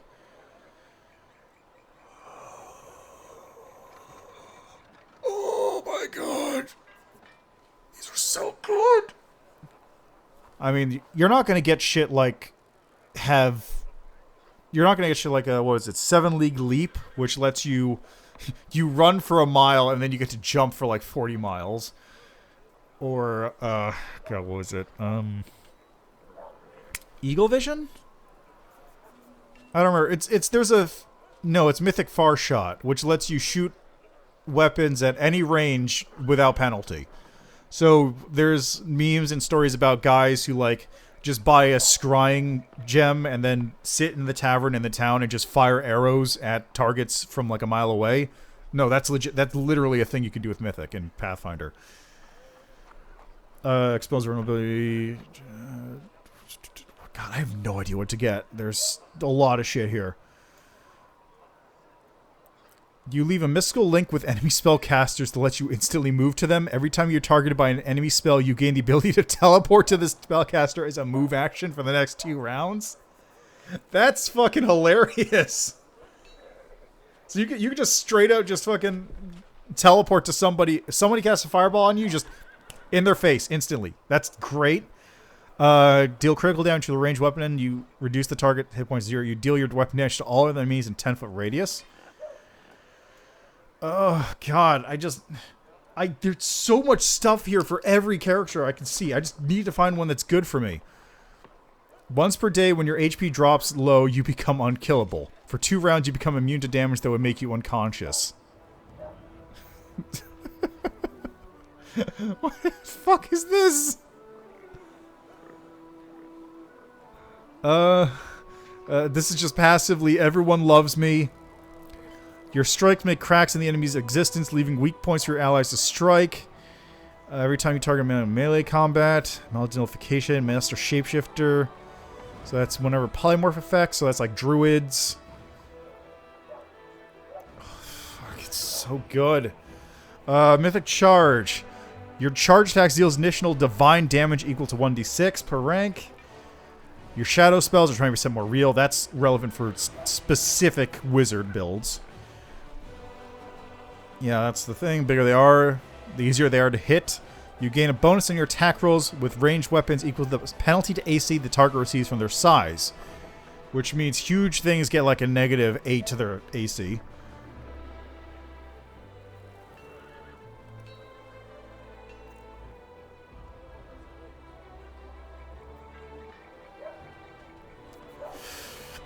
real strong. Oh god, there's even ones for specific classes, like... Flex Hex? Oh my god! Second Spirits, Bloodlines, Kineticist with extra blast power, Kinetic Overcharge, Gather Power now reduces the burn cost of the Kinetic Blast by 1 additional burn point. That doesn't sound like a big deal, but that's actually fucking huge. Greater Enduring Spells, for Reservoir, Free from Evil, Defensive Study, Blast... Abundant Smite, increases number of times per day by mythic rank. I'm gonna go with Throw Elixir, I guess.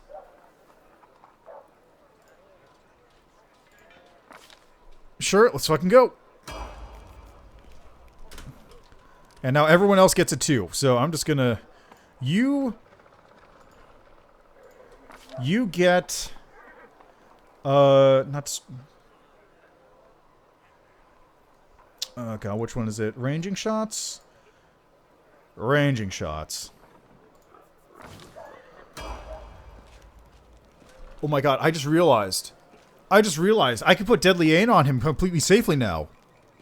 That Deadly Aim works on him perfectly, because even if he misses, the more he misses, the stronger he becomes.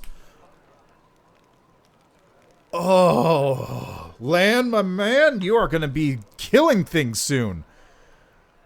What else? Woljef, you could use... I don't know, what do you use? Abundant Count?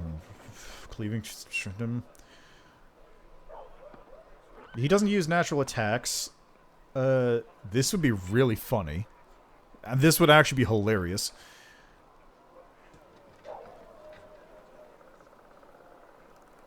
That's attacks of opportunity.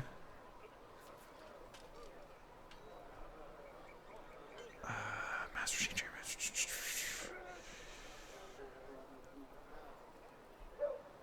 How about... I think Leading Strike would actually be good for him.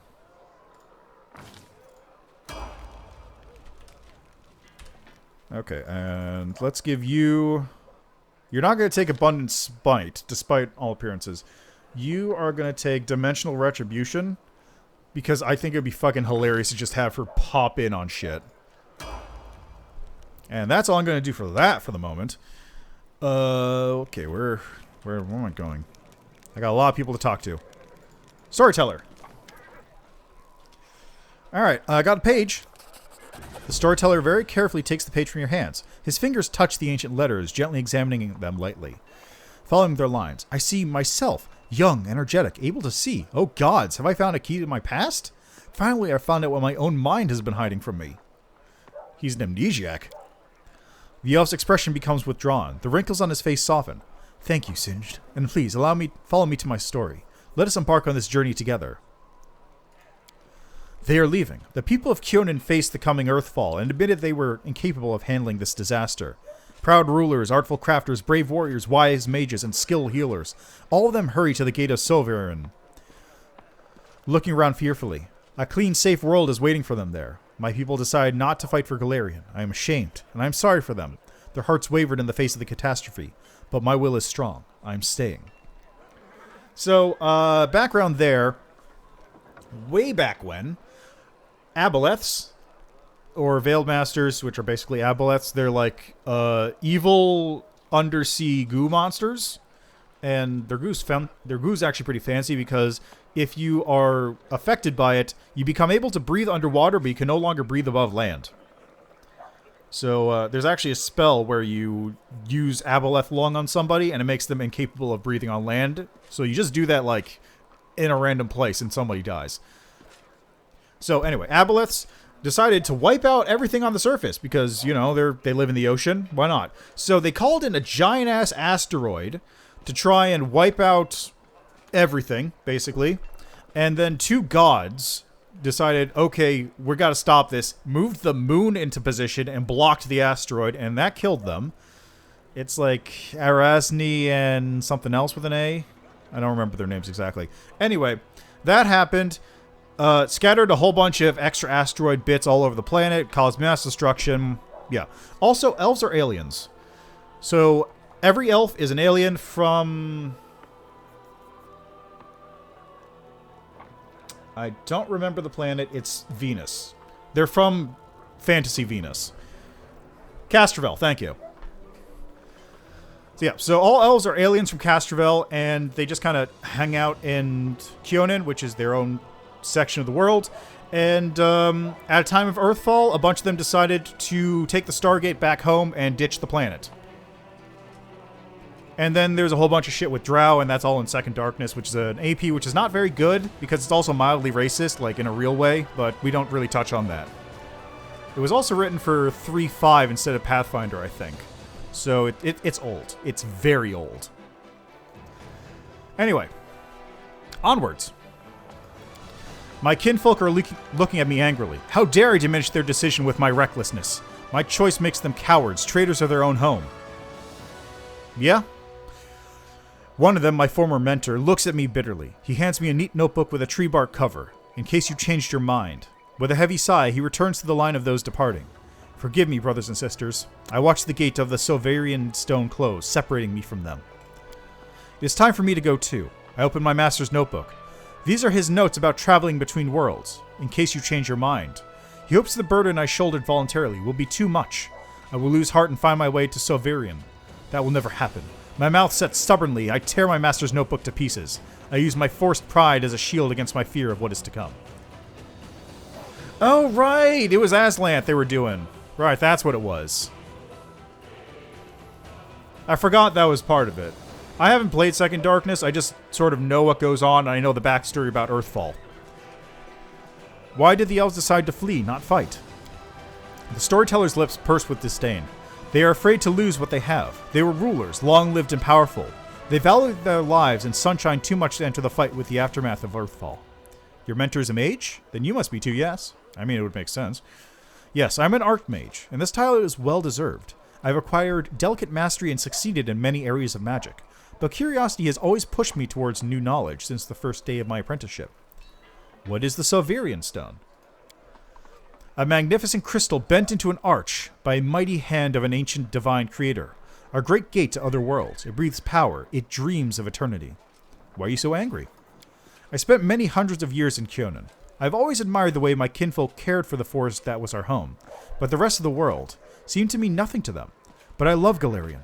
All its places, all the forms it manifests in. I traveled widely, and then came home and told my kinfolk about my travels. But they weren't interested. They only cared about Kyonin. Their lack of desire to hear about the wider world makes me sad and angry. So, normal elves, really. What happened next? Earthfall happened at night. I'm standing at the top of my tower, many miles to the north of Kyonin. I see a blaze far in the south. I hear a horrendous rumble. The air is groaning, giving way to a huge rock rushing down on my world. And then, a blow. Vibration that penetrates everything, reaching down into the bowels of Galarian and up into the vaults of the sky.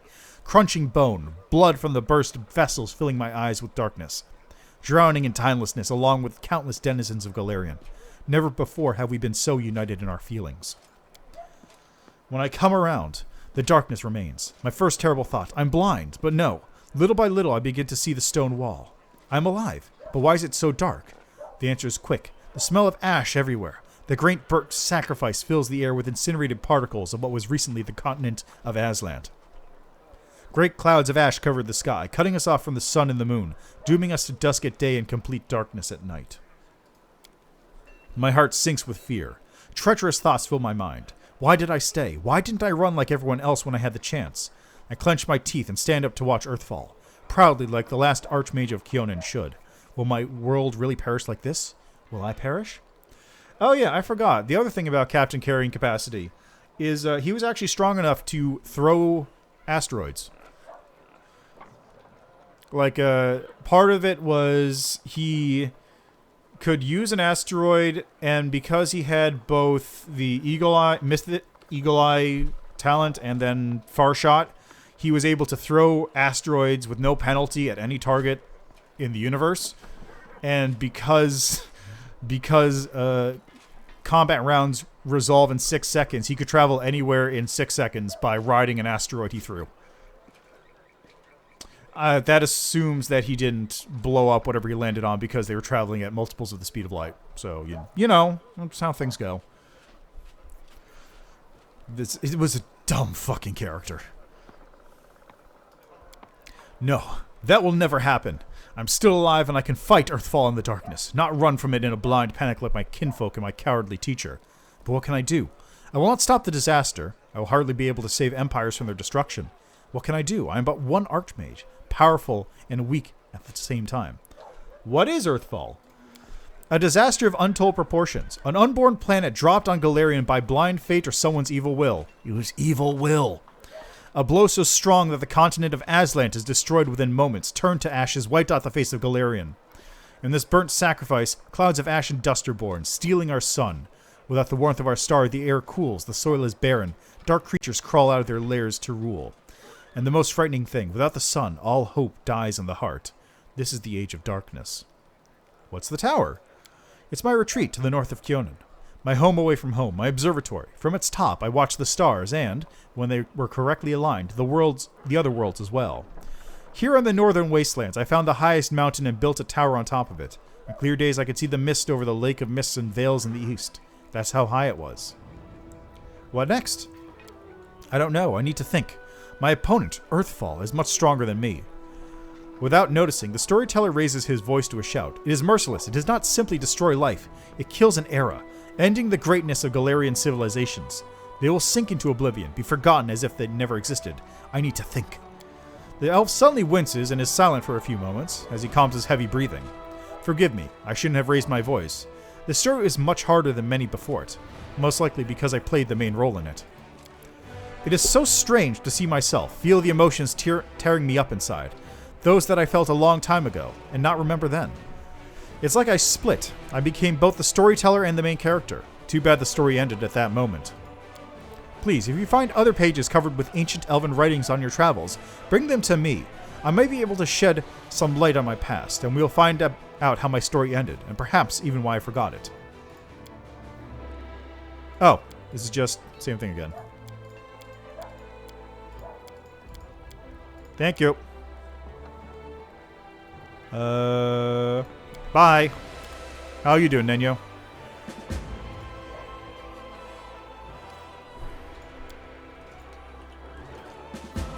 Oh yeah, it did. Well, the entire planet is the prison. This is Nura Dendawar's tent. Oh, fucking Nura.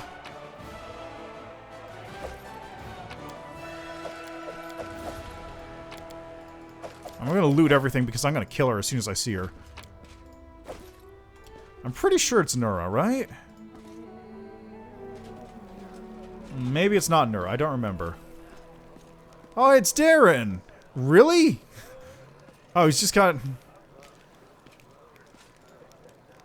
too tired to stand. Won't be a... Count is so handsome, and most importantly, ever so rich. It's hard to imagine a more agreeable gentleman.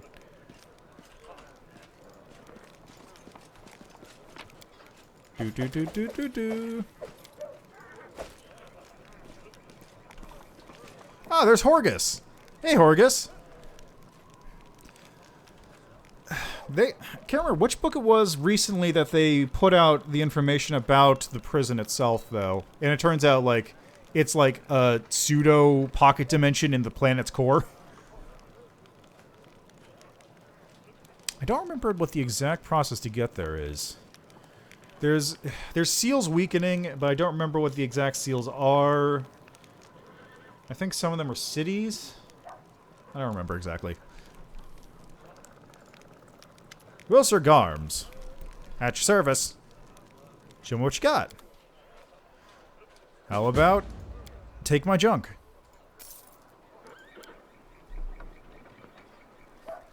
That's true. Well, it's not gone, it's hidden. Explicitly, it's explicitly in the Pathfinder dimension where nobody from Starfinder can ever go.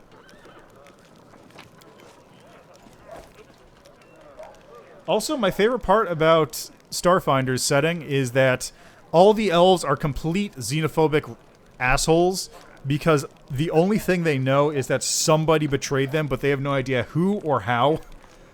And all the drow are super chill because they just hang out on their home planet. Yeah, all the drow is super chill. They just hang out on their home planet and charge people for parking when they try and delve into the dungeons. It's such a nice little detail. We outfitted this tent to be used as our chapel. Even the less pious crusaders will come here to say their prayers when the final battle is upon us.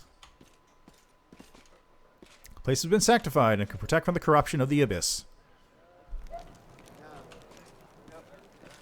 Got some crusaders around. How you guys doing? How are things? How are things? We got a wagon.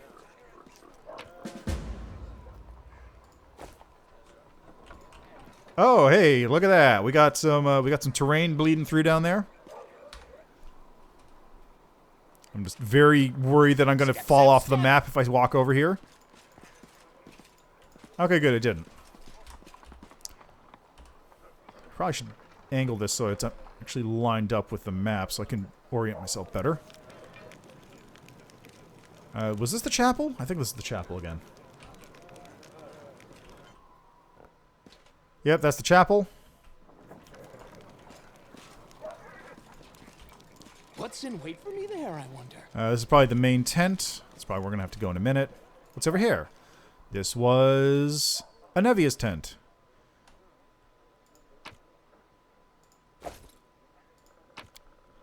Ooh, magical half-plate. Constitution bonus. Don't mind me, I'm just going to steal your loot. Wait, give me that.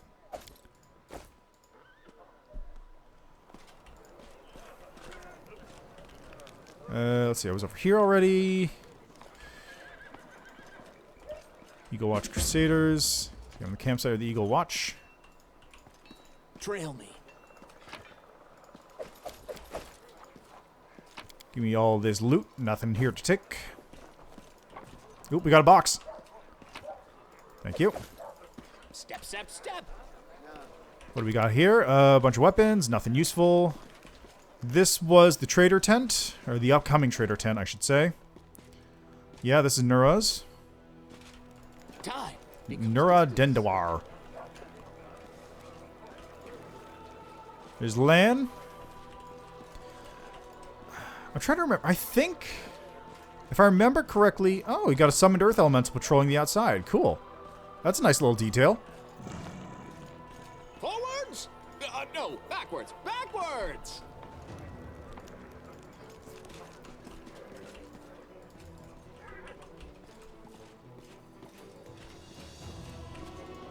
Step, step, step.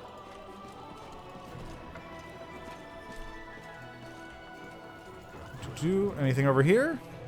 I spy. Ooh, what was that? What do I spy? Ooh, somebody dropped some loot. That's what it looks like.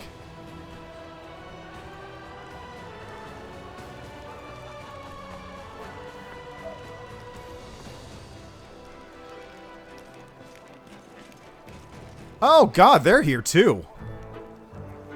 A well-dressed old dwarf is lecturing the motley company, shaking her ladle at them belligerently. Noticing you, she flings up her hands. Good afternoon, your commanderness. You remember us? We're the crew from the next door theater company, the one you saved. Huh. In Canabras. Is that literally just like the one word gets changed? The one you abandoned? We weren't, back when you weren't your commanderness yet. As you can see, we come on the campaign with you. We signed up to clean pots and mend the soldiers' clothes. Keeping up a theater is expensive, so all we have to take is side jobs. We don't stop what we're doing. We're going to put on a play about your legendary feats. Of course, the crowd scenes are difficult. We can't find the people to play the hordes of demons, and we decided against using a ritual to summon real demons. Luckily, we have Master Kem. He's invented a way to solve this problem using sound. We caught a pig and some piglets who ran away from a burned-out village. We put the piglets in the box and scare them a little, and the sound they make is just like an approaching demon horde. But the most important question is, of course, choosing a lead actor who will play the great Knight Commander. We had a right Barney over it, breaking a number of lances as well as a shovel, a rolling pin, and a set of back scratchers. But we just couldn't decide no matter what. Maybe you can help us? We have two candidates that are most suited to the role. One will have the honor of conveying your heroism upon the stage, Commander. And to be played by a gnome? Not a gnome, two gnomes. Rumbledum and Hierophant are twins. One of them sits on the other's shoulders and puts on a long coat so they can play tall characters. They switch places every so often so each gets their moment of fame. And that way they each only have to learn half the script. Cyclops? He's completely tame, believe me. He has a few issues with articulation, but what a powerful physique. We'll make him a nice costume, wash him up, brush his hair. Truth be told, in our show, you mainly just make short, heroic exclamations at the fateful moment, like, "Onward!" or "We'll never give up!" or "My heart burns with courage." Lampkin can definitely handle the script. Don't you have any other actors who even vaguely resemble me? We're a small and poorly funded theater, and we only have a few actors, but they're all so talented, one of a kind. I've chosen the ones that are the best fit for your role. Trust my vision. I've had more than a few successful plays under my belt. I've made my decision. Let's go with Lampkin. Wonderful. Sorry, we took you all away from the important things heroes and commanders do. We're off to rehearsal. I mean, first we'll wash some pots, then we're off to a rehearsal.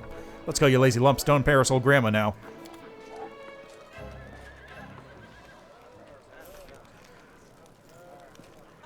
Lampkin is my name. I am actor. I'm looking forward to that. What's in wait for me there, I wonder? Hey, there's Sela. Group of soldiers is talking loudly, laughing joyfully, and passing around a flask. So picture this. My sword is by the fire. There's 2 goblins about to snatch it, and 3 more are digging through my tent. I'm sat in the bushes wearing just my mail shirt, wondering what the blast to do. An old mercenary taught me about the mail shirt. You can't sleep in armor, but it's not so bad in mail, once you get used to it. Too bad no one told me not to go to the bushes without my sword. So what'd you do? What do? I barked like crazy. Goblins aren't afraid of dogs, you know.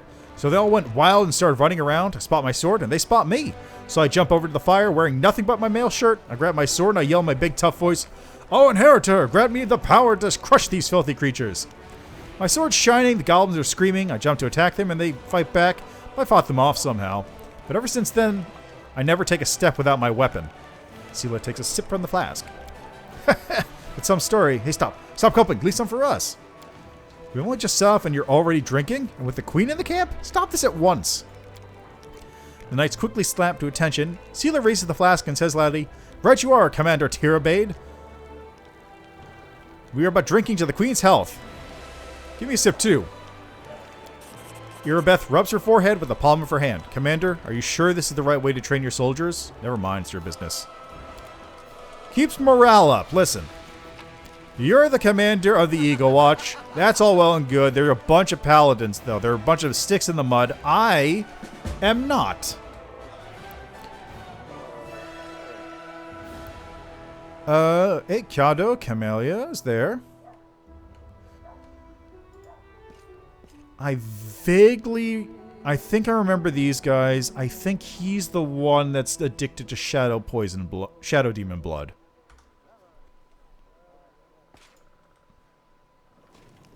Trail me. I wonder if that plot point's even going to come up. It's kind of a weird plot to begin with.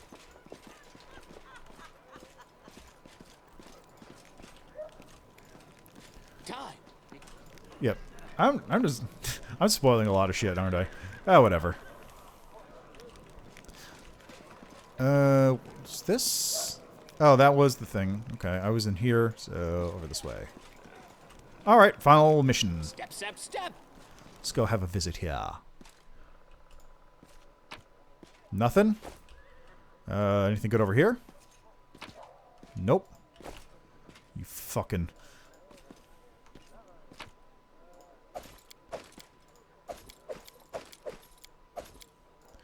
Never trust a halfling. Never trust a halfling. Not with nothing. Ah, it's my loot store. Excellent. Am I stealing from myself? Yeah, it's fine. Alright, so we've got... I don't remember him. God, Social was a cleric, I want to say, but I don't remember what his deal is. Yeah, let's talk to you first.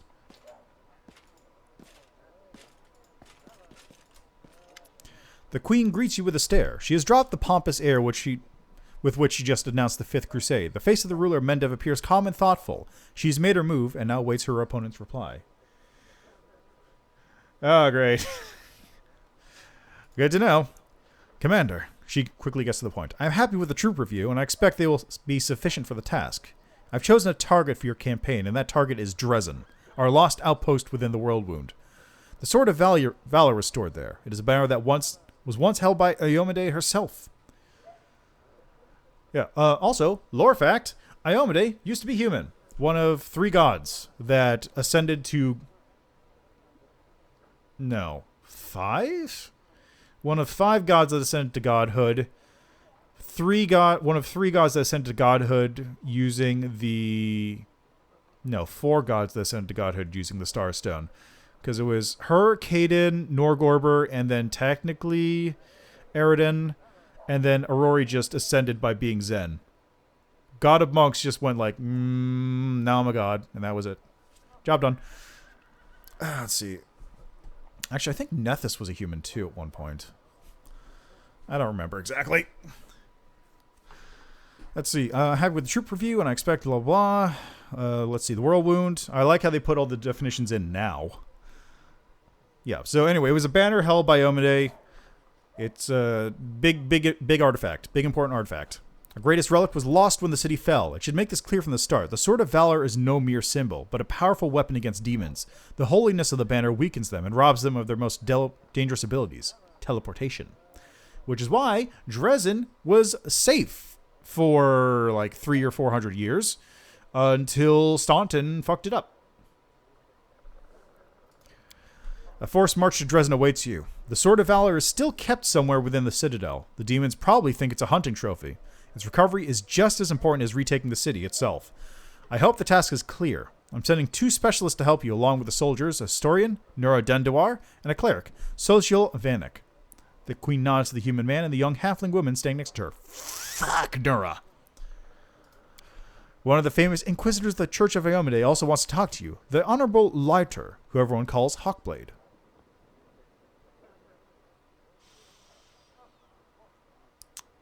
I feel like he's in the AP too, but I don't remember him.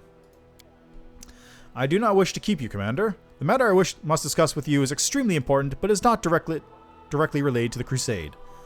Oh, are they going to be my cleric and bard party members? I bet they are. You no doubt wish to meet your new comrades and speak with Her Highness, therefore I shall leave you now, but I ask that you seek me out in the camp at your earliest convenience. Hi, listen. Yeah, well, ish. She has her ups and her downs. Hi, listen, it's amazing here. It's like I'm in a ballad. There's knights in shining armor, deadly dangers, glorious feats. We're going to show those demons. I'm so tired of sitting in a library reading books about history. It's time I took part in it. Never trust a halfling. I'm glad to help our cause, Commander. If you have some time later, I'd like to speak with you further. You'll have plenty of time to talk. You're the Knight Commander's people now. His trusted advisors and companions. Now then, I'll leave you... Now then, will you please leave us, Irabeth? You can go too. Defender's Heart, never imagine you make the commander of the new crusade. The Queen allows herself a smile. Some actions may be deemed bold or even extreme, and beyond those, there are some which you might call the Queen's last resort. I'm not a simple monarch. I'm at war with the Abyss, a war which has lasted over 100 years.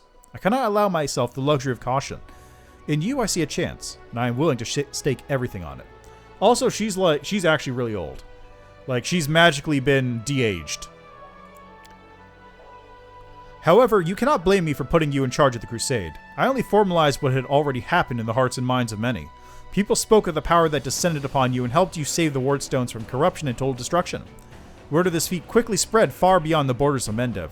There was no other person who could better fit the role of Knight Commander of the 5th Crusade. That's, got some questions. How did the demons manage to conquer it? Let's see here. A single-line tongue was all they needed to succeed. Minago convinced the young and ambitious Staunton Vane that the banner had belonged on the battlefield. He went on a daring and unapproved raid, and the banner ended up in the enemy's hands. Saw him at the Grey Garrison. He defected. Oh, really? I wasn't informed of this, Galfrey frowns. After Dresden fell because of Staunton, he was nearly sentenced to death. He deserved it. In wartime, men are hanged for far less. But you have no idea what a terrible sight it is. A raging crowd of crusaders baying for blood. Never have my fighters looked so much like the demons we're fighting. I commuted Staunton's sentence and stripped him of his rank. Not just for him, but for my army and my country. We're not Hell Knights. We do not maintain discipline with public executions. You punished him with a life of disgrace and humiliation, and that life finally broke him. It's sad, but not surprising. Perhaps exile would have been a more merciful sentence than decades of service among those who despised him. I was hoping he might atone for his guilt with a heroic act, but he likely decided that atonement was impossible and he might as well give himself over to evil. Pretty much. What forces are at my disposal? Everyone we saw today at the parade. First among them, the Eagle Watch, who's under Erebeth's resources. Also marching with you are several minor knightly orders, as the minor volunteer units like to be called. And finally, I personally selected some recruits from Nerosian. Forces are enough for a march on Dresden, but for a brave commander, and I hope you are one, that is just the beginning. It's been decades and no one has managed to retake the city. We have a chance now that we haven't seen in ages, but it's more than that. You created this chance for us by foiling the demon's plans in Canabras. The army who attacked the city came straight from Dresden. Oh, damn. Okay, that works. We must attack swiftly before they can restore their forces. When the city is free and the Sword of Valor appears before our soldiers, they won't be sending in any more reinforcements. What about long-term goals? Now you're talking like a real knight commander. However, answering your question is not easy. To win this war, we must bar the demon's way. There are a few planar rifts leading to the abyss across the territory we call the Worldwound. The best specialists we could find have tried to close them on separate occasions, with no successes, as you may have guessed. The Worldwound is more than just a chain of portals to the abyss. We do not understand its nature yet. The methods of rift closure known to magical science simply do not work here. However, we have a hypothesis, and a rather well-grounded one, that we must begin at the source of the problem, the place where the Worldwound was opened. The main rift lies through the city of Iz and the Threshold Fortress, deep in the former lands of Sarkoris. We have never managed to fight our way so far and gain a foothold to allow the mages to explore the origins of the Worldwound. So the next step after you succeed in Dresden is an offensive push deeper into the Worldwound, with the aim of reaching Threshold, the very threshold of the abyss. Did you know that the souls of angels are confined in the Wardstone? I had guessed as much. Many angels fought alongside us in the First Crusade. Heaven was unable to mobilize its full might to aid us, but individual celestials volunteered to fight for our cause. Then one day they all vanished, saying they were setting off on an important mission. Not long after, Iomede's herald erected the first Wardstone in Canabras, and then the others in cities across Mendev. Even back then I had nagging doubts, but my faith in Iomede easily assuaged them. That is, it is for us to serve the goddess, after all, not to question her works. Nevertheless, I am pleased that you solved the mystery of the Wardstone in Canabras and were able to save this gift to Iomede. It was a deed worthy of a knight commander of the Fifth Crusade. In a vision I saw the death of an angel called Lariel. Lariel! I knew him! We're good buddies. He disappeared shortly before the Worldwound grew and Dresden fell into the enemy's hands. In the chaos, we had more important concerns than investigating the fate of a single angel, even one so righteous and beloved as Lariel. And afterward, matters took a turn for the worse. The angels left us to go on their special mission. It is so strange to hear the names I used to hear when I was young, like getting a message from the past. It's sad news, but it brings me back to the times when we strongly believed in our victory, when we rushed headlong toward it without fear. Could it be that such times have come again? What are you going to do? Damn it. My immediate plans are to overlook a spot of insubordination. However, I shall answer you. I shall prepare the defenses at Nerosian and all the other border cities, and plan the future of the Fifth Crusade. Can you join me? What is this I hear? A polite attempt to appeal to the conscience of an old sovereign? I don't know if you realize what you're suggesting. If our enemies in the depths of the wound were to discover that I was with your army, they would immediately send their most vicious demons to attack. They would stop at nothing to be rid of me and thereby sow chaos across Mendev. But you're right. I should be sitting out at the rear. I'm a warrior queen and a queen of warriors, yet my fighters have forgotten what I look like. Fine, I shall join the crusade, but on my own terms. First, I shall assemble my entourage and lead the parade out of the camp. I shall catch up with you later, along with a few hand-picked bodyguards. We'll change our armor, and I'll become a knight of a minor order and join the troops incognito. Until we approach Dresden, no one should know I am among you. But before we storm the city, I shall show myself to the troops and join the battle. Let it be a surprise for the demons. I hope you won't complain of my company on the road, Commander, since you were the one who insisted upon it. Got it. Oh, hey, what up? Count, there you are. You received my instruction?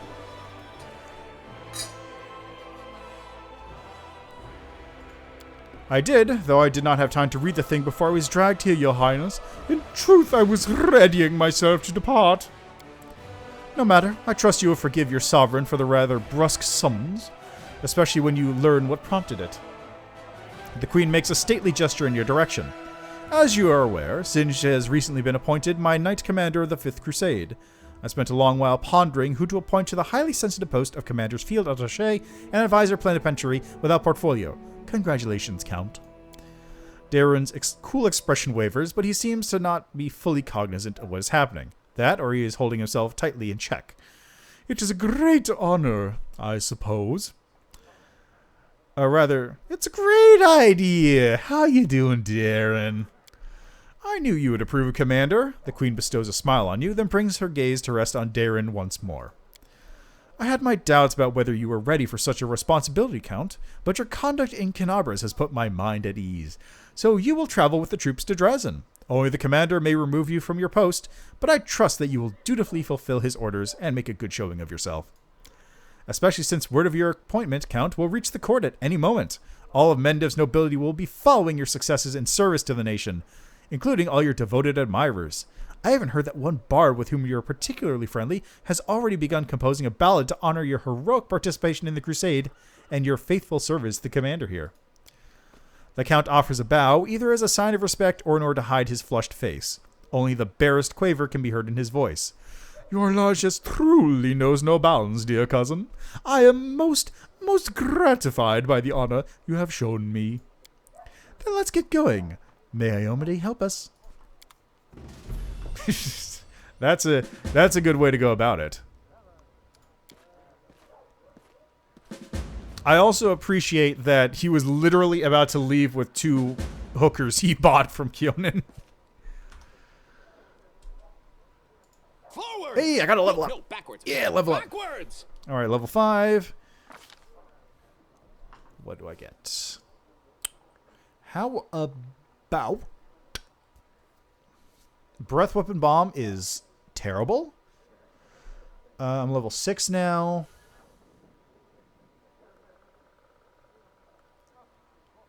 Oh, wait, what? No, I can't take those, yeah. Can I take... Okay, so I can't take with Instant Synthesizer. Just straight up trades out mutagen. I think I saw that last time I looked.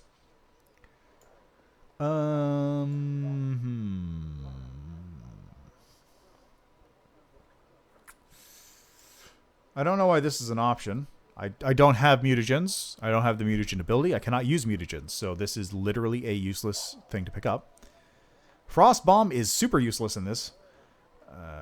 Spontaneous Healing might be good. Tanglefoot Bomb, Extend Potion, Explosive Bombs. What do I have currently? I got Cursed Bomb. Force Bomb needs 8. Holy Bomb needs 8. I think I picked up... Did I not pick up any bombs? I might not have.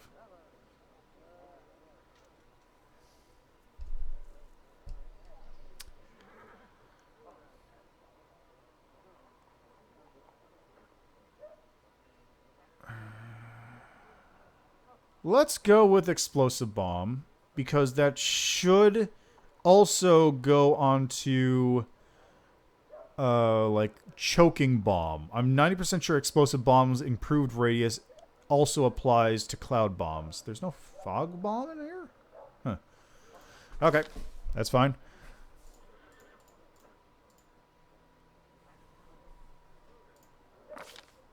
Ah, yes. Incense. Delicious. So, Sacred Incense. Great Art, can't take that. I don't know what these do. I literally don't know what these do. So how about Toxic Incense?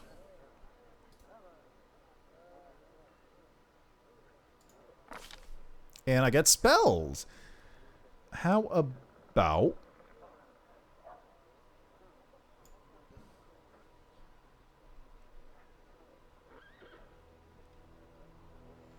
Cure Moderate seems good.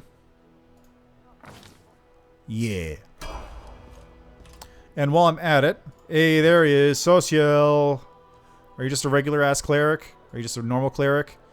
I don't. Where's the thing? Feats, class. Seems like you're just a normal ass cleric. Cool.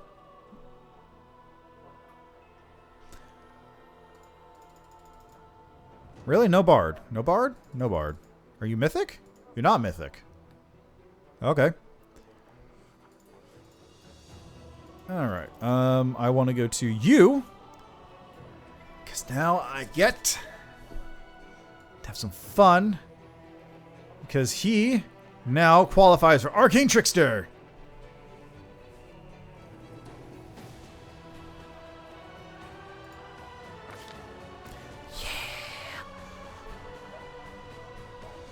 What is this? What is this? What is all this? Oh, the spell book. Right, because Arcane Trickster levels up your previously existing class's spells.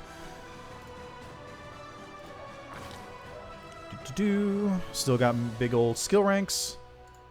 Trickery, stealth. Don't need any more knowledge arcana. So let's bump up UMD up.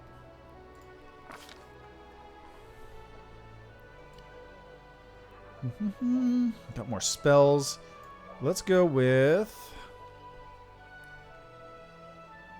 Oh, okay, so we already mythiced up. I see. Web? Maybe. See invisibility, scare, resistant, pernicious poison. If there is poison in this game, that'd be cool. Hideous laughter. Actually, fuck it. Let's. No, he's not a. That wouldn't work. That would go better on my main casters. Burning Arc. This is a reflex save. Okay. Bone Shaker. I'll get Scorching Ray. Scorching Ray seems good. Oh, that's right. It fires rays. I forgot. Oh, I get a second spell. Hello. In that case, invisibility. Yeah. Look at that dex. Delicious.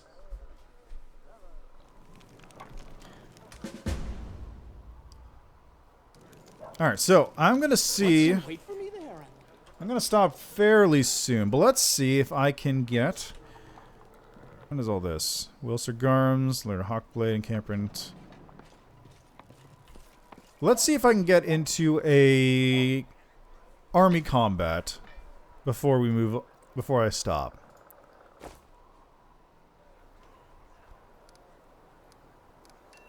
That should be good. If I can get into some army combat, I want to see how that runs.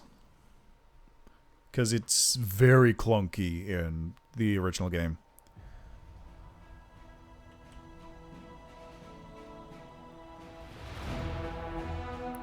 You can control the legions individually. You control armies of this crusade on the global map. Armies move along roads on the map just like your party of heroes. To move an army, spend movement points which are restored when you spend a day resting. Yeah. So... I'll cut back to this in a second. But right there, I have a archive channel on YouTube. It doesn't have enough subscribers to have the full thing, but the archive channel is available, and you can use that to watch the previous stream. So that's probably what they were talking about. I mean, that is what they were talking about. If there's another person on YouTube with the same name as me who is also streaming Wrath of the Righteous, I would be very surprised. Anyway, I'll get back to this. Alright, so what is this? What is this? What is this? So they move along as themselves. Armies can be improved by recruiting new units and generals. To hire a new unit, click on the button in the lower right corner of the screen, which is Recruit. Generals can use various spells and abilities to give troops a tactical advantage in battle. Their capabilities grow as their level rises. To hire a general, click on the gear on the bottom panel at the room. In the military campaign, you will need 3 types of resources: finance, materials, and energy. Each resource can be obtained by winning battles. In the future, you can also receive them by constructing buildings. Oh, so they're bringing in the kingdom stuff, the hex stuff. I don't think any of that was in Wrath of the Righteous. There was sort of a generalized rations system for the armies, which basically like boiled down, if I remember correctly, it just boiled down to like you get negatives on the battles if you haven't fed your army or if morale's low or whatever. But at least for the start, Horgus is basically bankrolling the entire army up until Dresden, so you're fine on that front. Let's see. In military campaign, you'll need 3 types of resources. The morale statistic reflects the general mood of the Crusaders. A positive morale improves resource generation and recruitment growth, while negative morale decreases these numbers. Victories in battle increase morale, but if the army does not win a victory for an extended time, then its morale drops. In the future, you'll have opportunities to influence morale in other ways. Cool. So let's recruit. Oh. So you can recruit other units. I have plenty of gold, or finance points. Materials points to my favors. Sure. Currently, I'm probably going to do a rebuild at some point. My current build here is chaotic neutral. I'm an alchemist. Big int alchemist. I'm using the new archetype, which is Incense Synthesizer, which, I'm going to be real, I get the feeling it's not completed yet because it's missing a lot of details about what these abilities do. Currently, it's basically just an AoE buff for allies. So what I'm probably going to do is I will most likely convert it to a more basic alchemist type. Or if I get a full rebuild, I'll probably convert it to like a melee focused one. Not Vivisectionist because that's overused, but I'll probably go for like a very, maybe even Metamorph.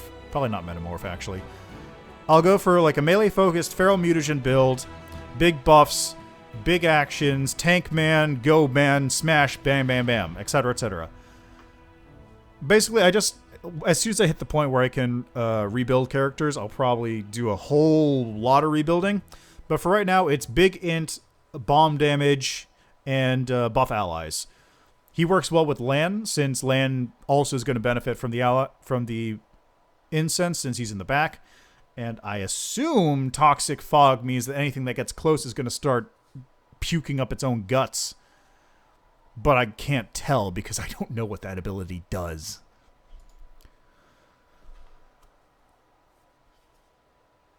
Oh, are they? Ooh. That's interesting. Yeah, they're... Oh, Mythic Path. Currently, I am going for Azada, I think. What I want... Azada or Trickster. What I want to do is I want to see what the Worm That Walks one looks like if I'm able to get to that point. If I'm not, then, you know, whatever. I'll stick with Azada. So, hard, chaotic, neutral, chaotic, good sort of alignment. Trickster seems like the best one so far, though, because you were able to do that thing in the library where you set the entire place on fire and kill all the guys. Alright, so, R2.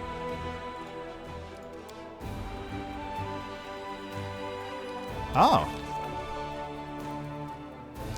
Magical anomalies are common. Oh, that's right. They're still missing a bunch of paths, aren't they? Yeah, that's actually another thing I want to do at some point. I want to play a Hell Knight.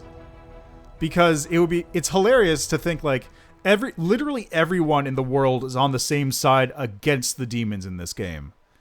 Like, you have the chaotic good, like freedom fighters, Desna, you have the paladins, but then you also have the guys who worship Asmodeus and are like law and order at the cost of people's freedoms. Oh, they are missing Worm That Walks, damn it. I'll have to do that in the main game then. Gold Dragon might be cool too. But yeah, like I just really love like the idea that literally everybody hates the World Wound. everyone hates the whirlwind except for maybe the daemons, who are the neutral evil ones, because they kind of just hate real existence in general. Like, okay. So Trickster is probably the one I'll go for. Maybe Azata, possibly Lich, probably not. Okay. Gotcha. Makes sense. But yeah, what was I talking about again? Oh yeah, right. Everyone hates the World Wound. Literally everybody. Like, there was a joke I saw where you can make a paladin clip-off. So, demons come from the Abyss. That's right here, actually. The Abyss. A realm of infinite horror and unlimited danger. So, like, if the outer planes are like a sphere, the Abyss is like the goop that exists outside of that sphere. It's infinite, it's ever-changing, that's where demons come from, but they're not the only ones there. Demons are born when evil people from the material planes, their souls get sent there and they turn into demons. But the Abyss also has their own native residents, who are the Clipoths. They're like these really funky things. I don't know how to describe them. They're all messed up, gross things. Anyway, they also hate the demons because they live there and they're getting attacked by these fucking demons. So, if they show up on the prime material plane, it's to kill people and wipe out everybody because, like, fuck, stop. If we kill everything, the demons will stop. That's the plan. But also, you can make the joke of, like, they just hate the demons, so you get a lawful good clip-off who's just like, look, I'm just gonna kill fucking demons, okay? Okay, bro? Bro, we're good? We're just gonna kill demons. Scald would also be so much fun in this game! There's so many options! I love it! I just love it!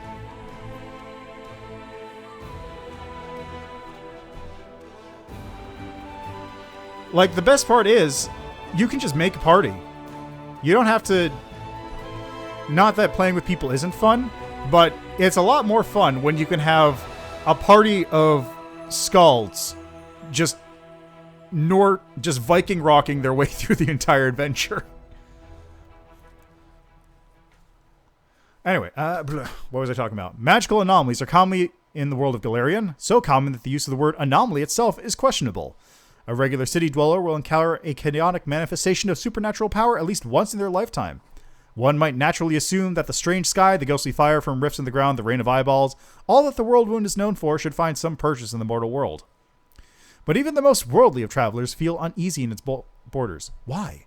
Perhaps instinctively they understand that the place is not merely a magical wasteland, but a wound, an ulcer through which the world itself bleeds into the abyss.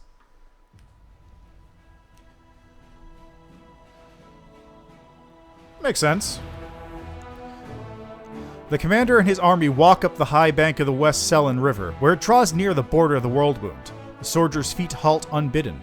On the other bank rises a series of cliffs, too regular in shape to have formed by wind or water. The sky hangs over their sharp edges and sickening bends, the shade of mercury on the horizon rising to dirty rust. As it arches above the soldiers' heads, it regains its familiar azure hue. The soldiers whisper and grumble. The commander feels eyes upon his back. Somewhere among them, wearing simple armor and unrecognized by anyone, the ruler of Mendev is standing and watching the new commander closely.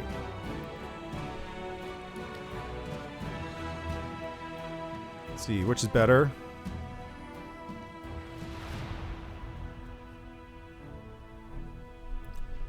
Yeah, well, I mean, they do have to make some adjustments for the game.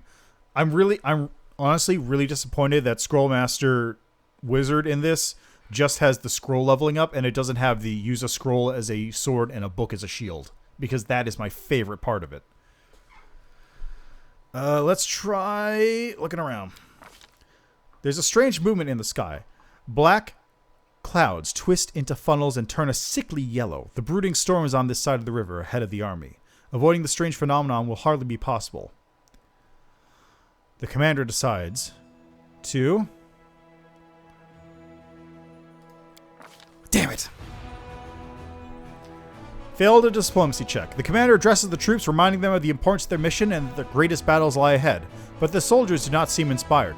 They know that they were signing up for, but the psychic burdens of knowing the doom ahead and trusting a new unfamiliar commander to lead them to it are planes apart. The reluctant army continues on its way. Lines of soldiers step warily beneath a shroud of low black clouds. It's like the world wound has reached out a finger into the lands of Mendev. The gesture seems eerily harmless, but then the clouds come to life, shooting out howling tornadoes, one after another. The tornadoes come from all sides, from ahead, behind, and right above the soldiers' heads. Confused and disoriented, the soldiers run through the wall of deadly storms. One by one, the elements drag them away into the sky or cast them down the cliffs and into the river. In the first half hour of the tornado attack, the army has already lost several people, and the wounded number in the dozens. The commander struggles to restore order for a time. It is their first encounter with the world wound, and the army has already suffered losses beyond just soldiers. They've also been sapped of that nebulously potent essence that some call morale. Gathering their strength somehow, the army continues to move forward. Well, that sucks.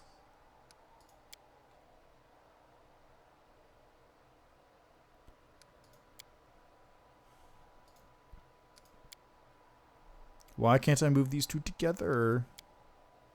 Oh, I can send them off to the Houndheart camp.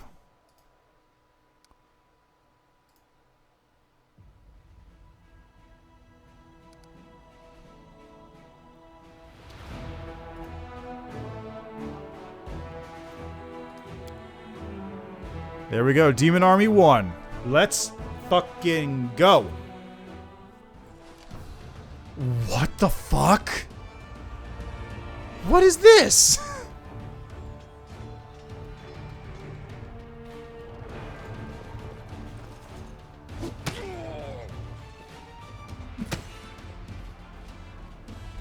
What is this?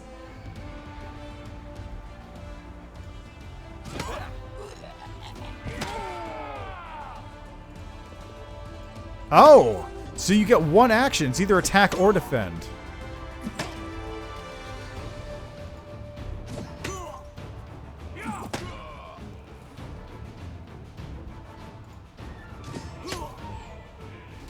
Okay, so I can also defend here, I guess.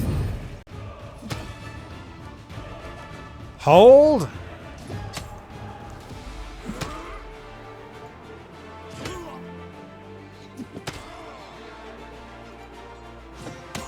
Yeah! I lost 60 people from that.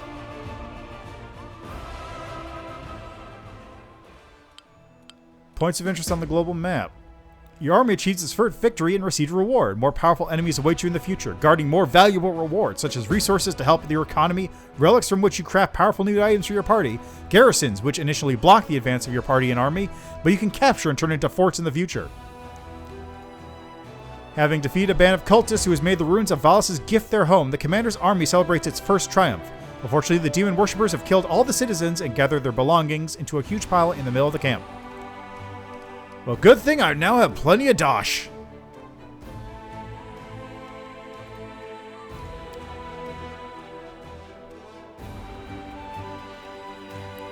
How's my legion looking? 40 people. Sick.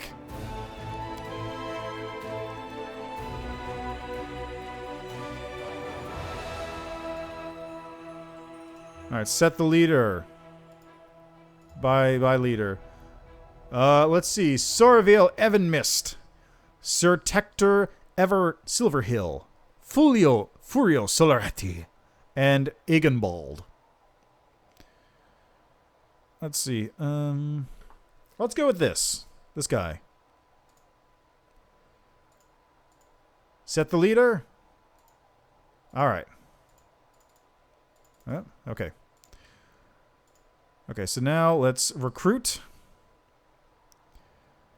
Let's recruit some footmen.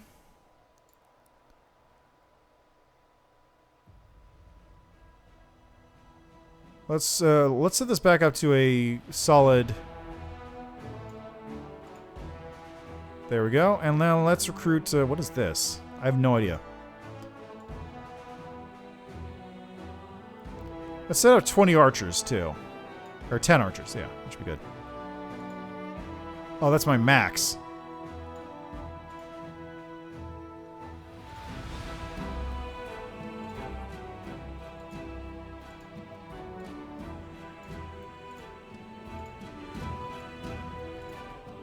Ah, Second Legion. I see. I wonder, can I combine these legions somehow? Yes, I can.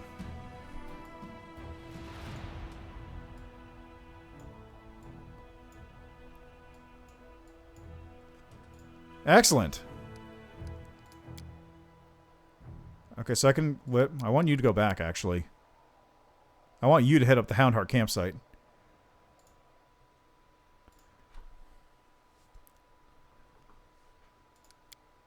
Alright, we good? We good? Good. Okay, so real quick, let me just level you folks up.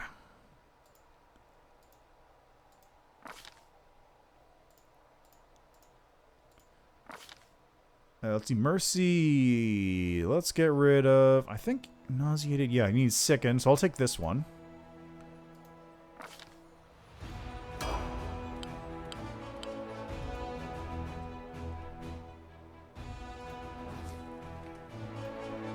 Alright, land, my man. Zen Archer.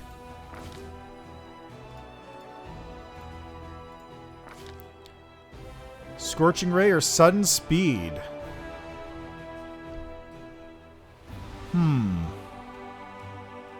Let's go with Barkskin. Defensive action. Many shot. Yeah.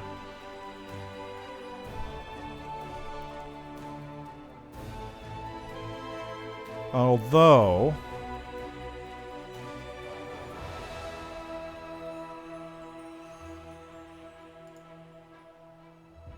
I could take Many Shot, like, soonish.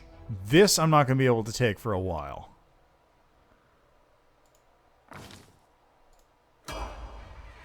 Alright, now for you. You're a wizard. Scroll Savant.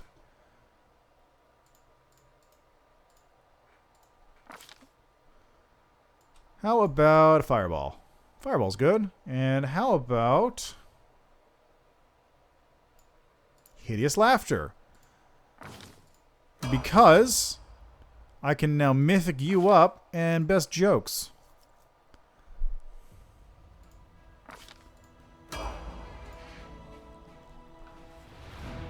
Yeah, Lan is a beast.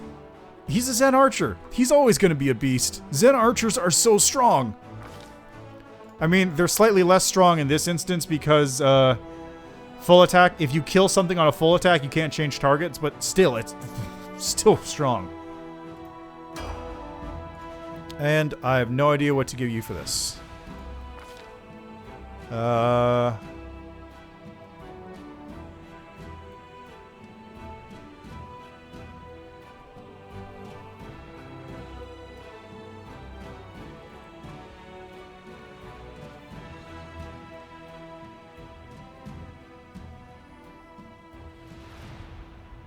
How about the... Oh, Second Spirit, that's right.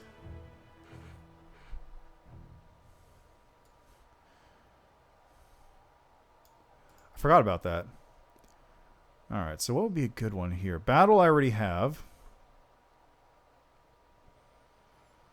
Fire Nimbus, Hypothermia Hex.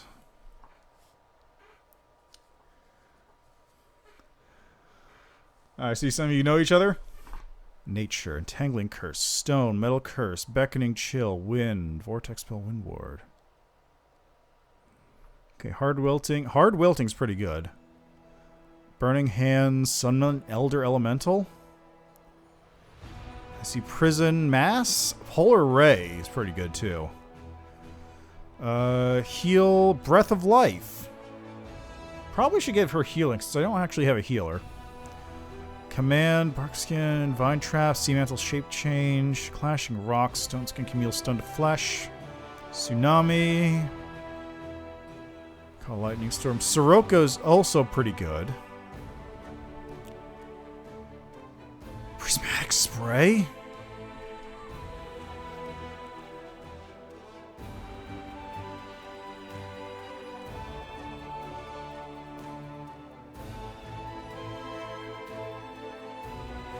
Fun fact, in my Reign of Winter game, the characters used prismatic spray while they were in Russia, and I rolled randomly, completely randomly. They sent one of the Russian soldiers to another plane, and that plane just happened to be the Abyss. And so, in Wrath of the Righteous, Doom Guy exists, and he's a Russian soldier that got sent from Rasputin's camp and has been fighting demons with his assault rifle. That's what happened. That's canonical. That happened. The non-canonical stuff was the other shit I did. Like, they also sent the Tarask to the Abyss while they were riding the corpse of Achikek's herald turned into a giant robot. They sent, yeah, so the Tarask got sent to the Abyss as well. So that's there.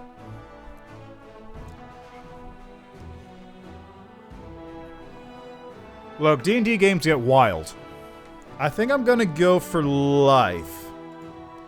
Because healing is more useful in this specific instance than prismatic spray is gonna be later on.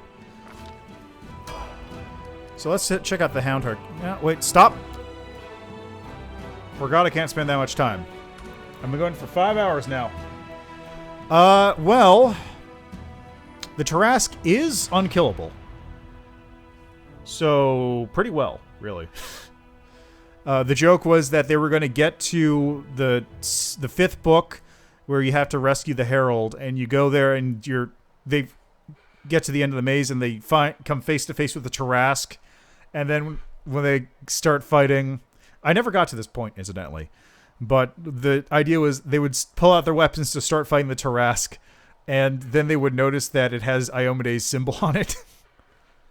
So they get to ride the Tarask out of hell to fight demons.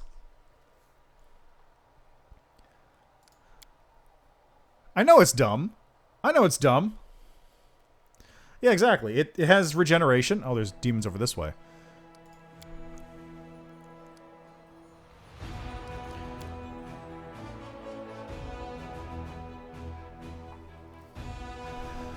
Well, that part's tricky.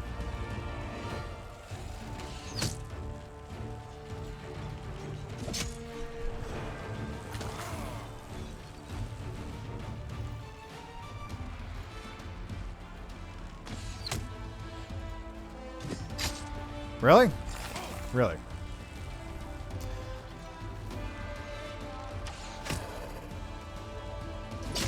Yay! They actually removed the wish clause for Pathfinder. Just one owlbear. Yeah, that's an option too. So, the trick with the Tarask is that in 3.5, you could kill it by reducing it to 0 and then wishing it dead. They removed that option for Pathfinder. It no longer has the ability to be killed by wishing it dead. There's a couple weird ways you can do it. Like, there's a couple ways to turn off regeneration that go even beyond its ability that prevents it from having its regeneration turned off, which is kind of dumb, but you get the idea. It's immune to every plane. It's immune to suffocation. Maybe? Yes, that was it. It was that. It was the newer one that came out in a newer book, which allows you to shut off its regeneration. So anyway, there's that option. There's, it's immune to the negative energy plane, positive energy. It's immune to the negative energy plane because that does negative energy damage to it. No, wait. It does level drain to it. It does drain to it, which it's immune to. But if you send the Tarask to the positive energy plane... Yeah, right? But yeah, if you send the Tarask to the positive energy plane, it actually dies because it's not immune to being disintegrated by... Well, it's technically immune to disintegration, but it's not immune to being disintegrated by having too much HP. So that can kill it. I think suffocation also might kill it, but it's kind of iffy. Alternatively, you can do what one of my first Pathfinder characters did and become so buff that you can grapple the Tarask, lock it in chains, and then use it as a melee weapon. God, that was a fun character. Also an alchemist. And that is partially why I love alchemists so much. There's a lot of other reasons. It's a very good class. But, yeah. Yeah, the hardest part wasn't being able to grapple the Tarrasque. The hardest part was being able to actually lug it around because it is fucking heavy. But yeah, it's totally within the rules. You can, if you get your grapple check up to like... Oh, this is bad. How do I leave?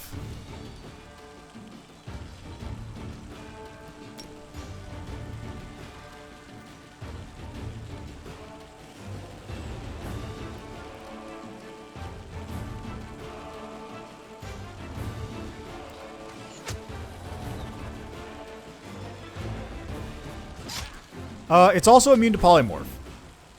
It's also immune to... It's like, it's literally immune to everything. I'm gonna lose this. How do I get out of this fight? How do I fucking run?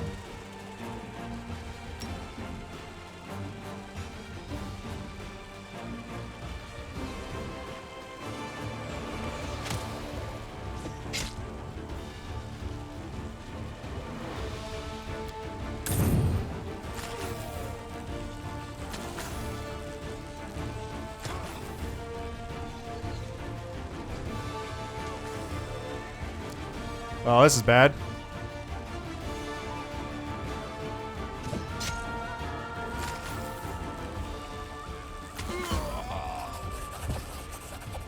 Yeesh.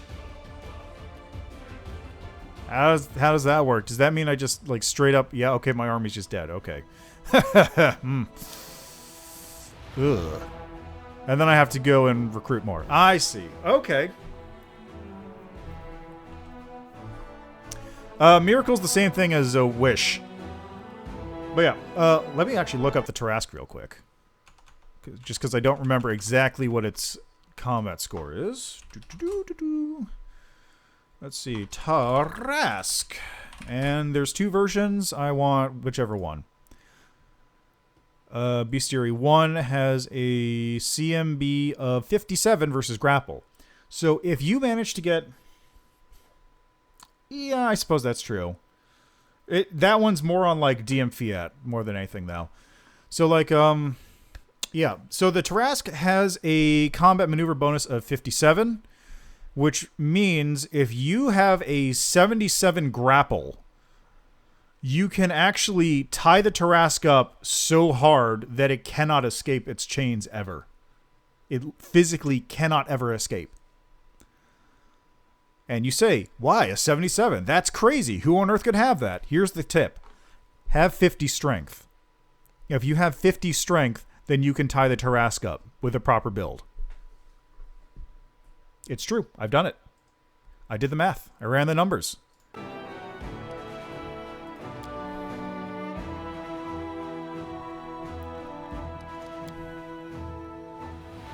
Look, you can get to up to... Yeah, pretty much. I did a bunch of math just because I like fighting the Tarrasque. Like, I just did a bunch of numbers. Like, another one is, switching. Must be a sign.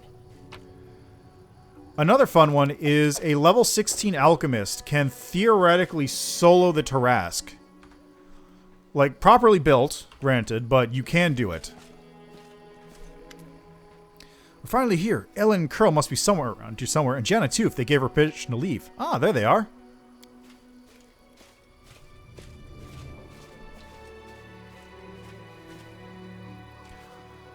Greetings, Sela, and greetings to you, Knight Commander. So, just drop it unconscious.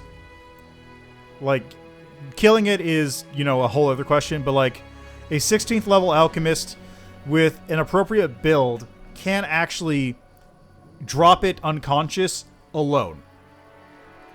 It's tricky, it's a little risky, but it's totally doable. Like, it used a lot of, I don't remember the exact spells required. You need stuff like Flame Shield. Flame Shield does the damage. You can use stuff like the Ablative Barrier. I mean, possibly. I remember reading a custom... It was a custom setting somebody made where... This was ages ago, but it was, A bunch of adventurers couldn't kill the Tarrasque, so instead what they did is they chained it to the earth, like impaled it with spears, and then built a city on top of it.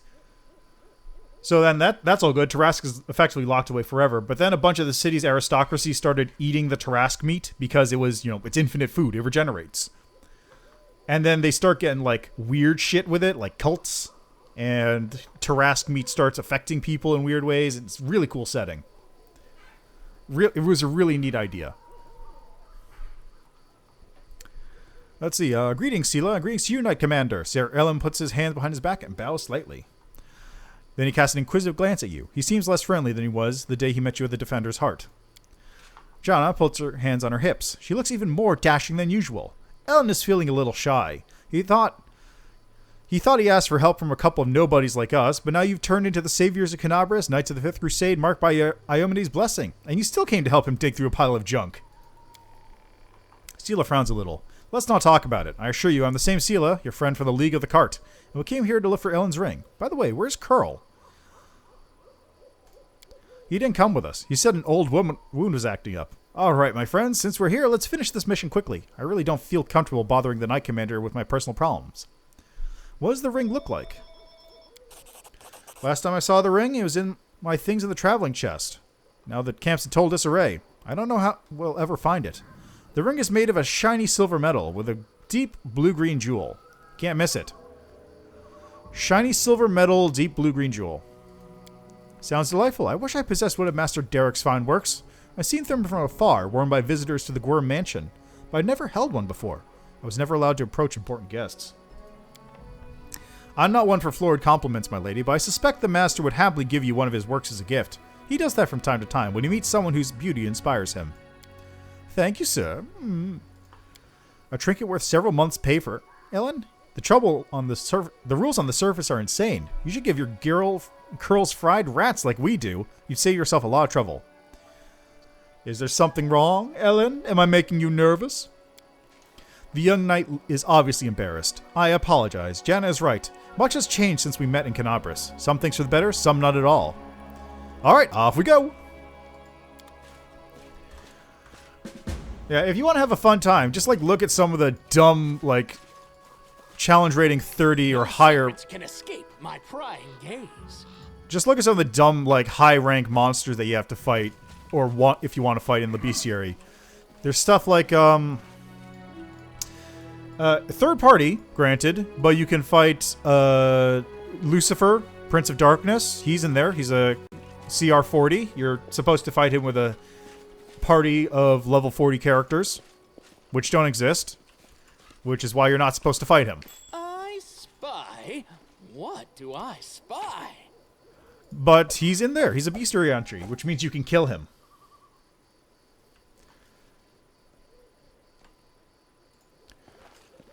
I mean, yeah, it's supposed to be hard. It's just, Pathfinder... A failure is just a step to a success.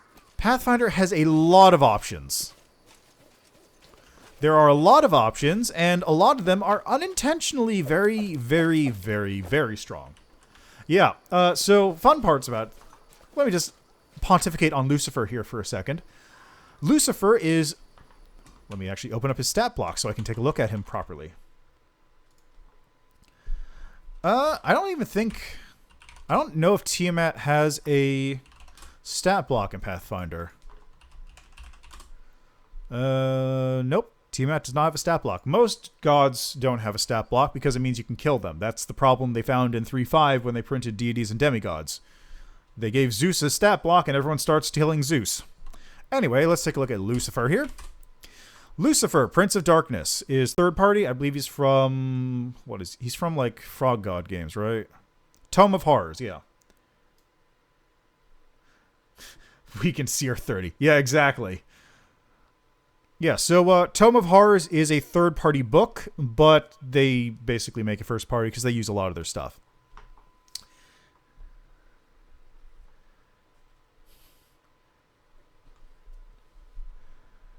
Well, it depends, really. Anyway, let me talk about Lucifer here. He's not a CR40, he's a CR39. Sorry, you're supposed to fight him with a party of 39 level characters. So, he is a outsider. He has a 20-foot fear aura, and he has 943 HP. His AC is 74, which means in order to even approach hitting him on like a non-20 basis, you need to have 50 to hit. He has a trident, which has a plus 71 to hit. He has claws, which deal poison damage. He has a sting, and he has a Scythe of Evil. Let's see. He has like 9th level. He's a 9th level caster because, of course, he is. He has 2 9th level caster spell lists. And if I remember correctly, he also gains more power by sitting on the throne of hell. Any creature meeting Lucifer's gaze must make a successful will save or have his alignment shifted 1 step towards lawful evil. Any creature meeting his gaze must will save or be affected as if by a double strength bestow curse spell. And he has a unique item, the Rod of Infernus, which, if I remember correctly, actually kills anybody who's good aligned that tries to touch it. And special armor. Let's see, Annihilation Ray. Once per round and no more than 5 times per day, the rod can fire a ray to a range of 60 feet. A creature struck by this ray must succeed on a DC 40 fort save, which is very high, or be annihilated instantly. Not even a trace of dust is left behind. No form of mortal magic can restore life to a creature annihilated by this ray. So, only gods. So, let's take a look at his saves as well.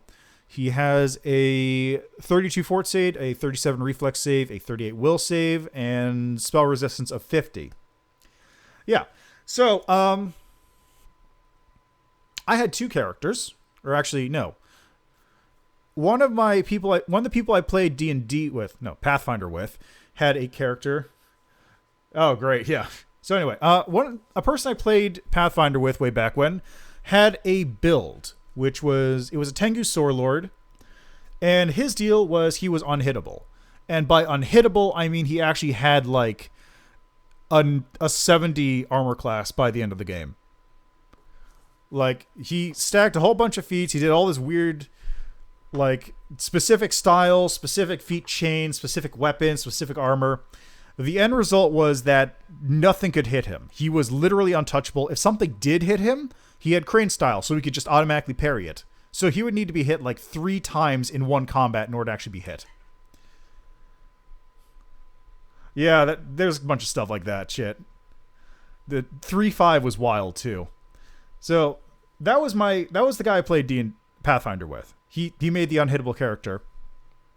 For my part, I thought, man, Lucifer's lawful evil. What would happen if I made him good? So, here's the deal. There is a ability, Alchemist, do Grand Discovery. I'm just going to put this up on the screen because it's necessary to sort of to explain the process here. Let's see, it's called Change Alignment Grader. There we are. Let's put that right there. So, there's an Alchemist discovery here called Change Alignment Grader. I would like some time. So, Change Alignment Grader, what it does is, if you use it on somebody, they become good aligned, like forcibly. They become forcibly good aligned regardless of what their original alignment was. They have to make a will save, and if they fail, it's permanent. They are permanently good aligned. So I thought to myself, is it possible to make Lucifer lawful good through the power of alchemy? And I said to myself, well, yes it is. If you bump your intelligence score high enough. Ooh, good to know. I mean, yes, it would, but let me continue on here. So, let's say we get Lucifer. We can bump our intelligence score high enough to make Lucifer effectively fail. He has what was it? Let's see here. Lucifer has a 38 will save. So if I get a DC of 58 or 59, he can't pass reliably. He can get a 20, but that's, whatever. So let's say we get Lucifer up to that point. Lucifer, okay. That's part one. Second part, how do we get Lucifer to drink this? Because he's not going to drink it willingly. He's not going to even see it in point if I try and like stick it in his drink. Well, have you ever heard of drow poison? Drow poison is cheap. It's a very ineffective thing. It's used by drow to put people to sleep. If you get poisoned by it, you have to make a fortitude save. If you fail, you fall unconscious. It's got a DC of like 13. Lucifer has a fort save of 32. So in order to poison him reliably, you need to have a DC of 52. Well, did you know that it's possible to up the save of drow poison up to 70?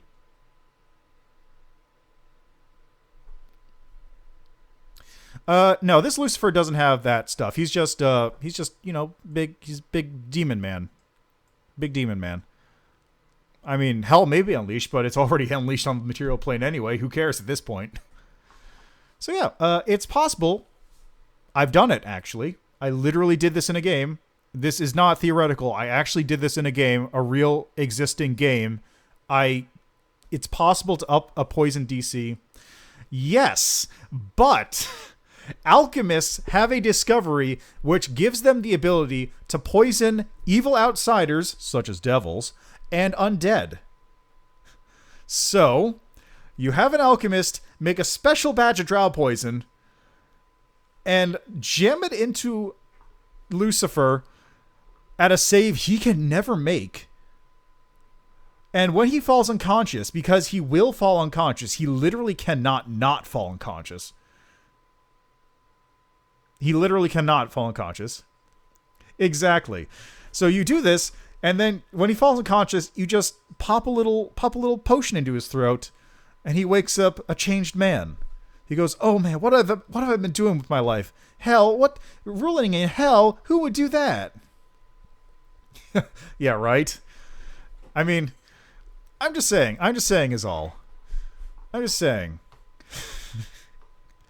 It's theoretically possible to give Lucifer a new outlook on life through the power of alchemy and science. And also, Jesus Christ, there are so many rules in this game that a lot of them interact in ways they really probably shouldn't, but they still do, and it's hilarious when they do. I'm just saying is all. I'm just saying. Step, step, step. Also, Alchemist is just a fun class in general. Like, it's the only class where, even unarchetyped, you can have an entire party of them, and all of them will play completely differently, and then you throw in the archetypes. So you can have one alchemist who is, ooh, that's not good.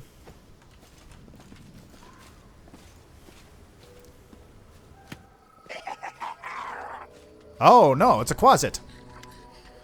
A small demon Quasit emerges from the chest. It looks at you angrily, screwing up its ugly face. It is holding a shiny object in its paws, a sparkling silver ring with a large blue-green jewel. It's mine. Elin, look at that creepy thing. What's it holding? I've seen one of these before. These small demons like to tease and bully, but it'll bolt if it senses any real threat. Let's surround it and attack it all together before it can figure out what's happening.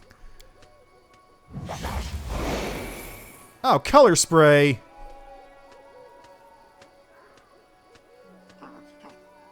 Mine. You hear instant giggling. The demon is jumping up and down, throwing the ring in the air and catching it. Mine. Elin, Jana. Sela glances at her friends and then turns to you. They're all right. They'll come around soon. Quickly, let's catch the little rescue before it runs off with the ring.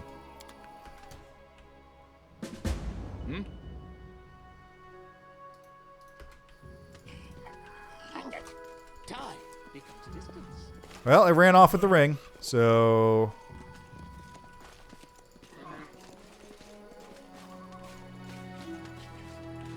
Get back here, you little bitch. Trail me.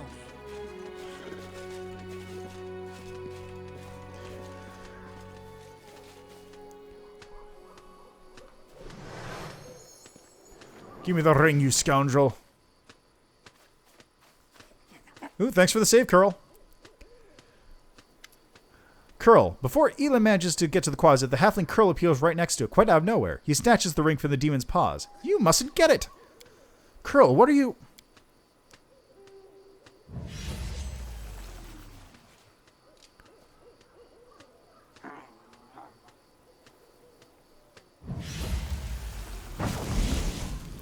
Thrusting herself between Elin and Curl, Sela barely manages to absorb the blow aimed at the halfling. Elin, stop! Have you gone mad? He's using a summon spell. Why did you stop? Curl! Never trust a halfling.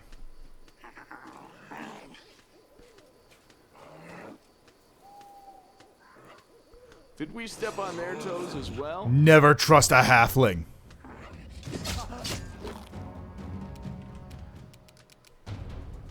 Pretty much, yeah. Let's kill this Quasit. Make every strike count. Quasit's dead. Oh, that bard's also definitely evil. Like that is literally...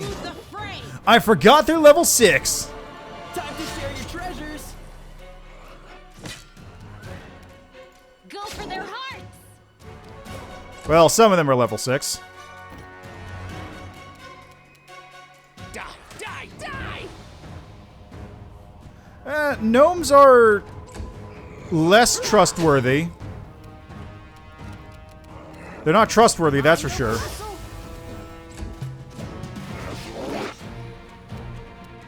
Endure this. Yeah!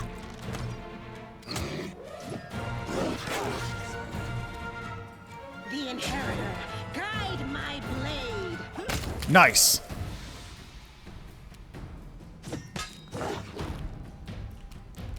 You are today's sacrifice! Let the attack commence. Oh man, I'm fatigued too. I'll remove this obstacle. Huh. I must have been right on this cusp of being fatigued when we got here. Is this a mock fight? Because I don't think I was when we started. No glory without Yeah. risk. Yeah. Elin, what are you doing? You nearly cut down Curl without a second thought, without a trial, without even knowing if he was responsible for all of this. He might be a victim himself. What am I doing? He lured us into a trap. Curl was the only one who knew where we were going. He knew we thought there wouldn't be anyone at the camp besides some small, harmless demons, so he set a trap. I wouldn't be surprised if his demon masters had him targeting the commander from the start. Talk about believing in the redemption of scoundrels. We barely know anything about what happened. Curl's a good lad. He's not a spy or a murderer. Maybe they threatened him, tricked him, or even bewitched him with demon magic. And now we'll never know because you let him escape. You two need to calm your shit. We're lucky no one died in today's little brawl, but who knows where Sela's naivete will one day lead you. Do you hear me, sister? You're not just another knight. Whatever you do may have terrible consequences. You clearly have something to say. Go ahead, then spit it out. Sela, I didn't want to say this, but I think of you as my friend, so I'm not going to warn you. After what happened at the Grey Garrison, you're in serious danger, and maybe not just you.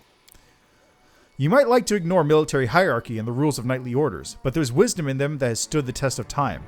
A soldier rises from a private to an officer. A knight begins a squire. Even Iomede's paladins gain their abilities gradually, but not with you and the commander. You are granted incredible powers, far surpassing seasoned paladins with experience and skill far beyond yours. You received this gift at just the right moment and saved a lot of lives across Mendev. That's a great deed that will be remembered for ages to come. But what happened next was wrong. They began to worship you. The queen gave you such vast power, all while you sidestepped everything. Training, experience, hardship. This is not the first time Her Highness has behaved rashly, and how much good has this brought Mendev?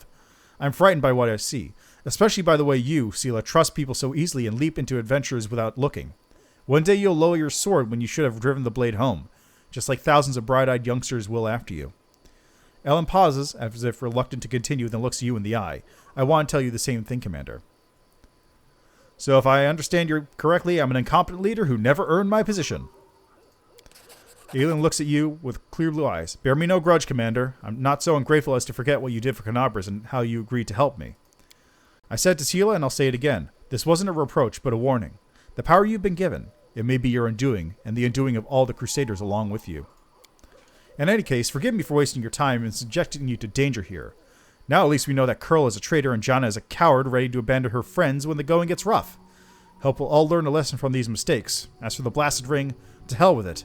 Kiana won't love me solely for the gifts I bring her. Sela watches as he leaves. Her expansive eyes are filled with sadness. Everything's become very complicated all of a sudden. Please, Cinch, let's go back. I need to think about what happened, and I'd like to talk to you about it. Later. I have a lot to think about. Can do, but first... First, I got loot.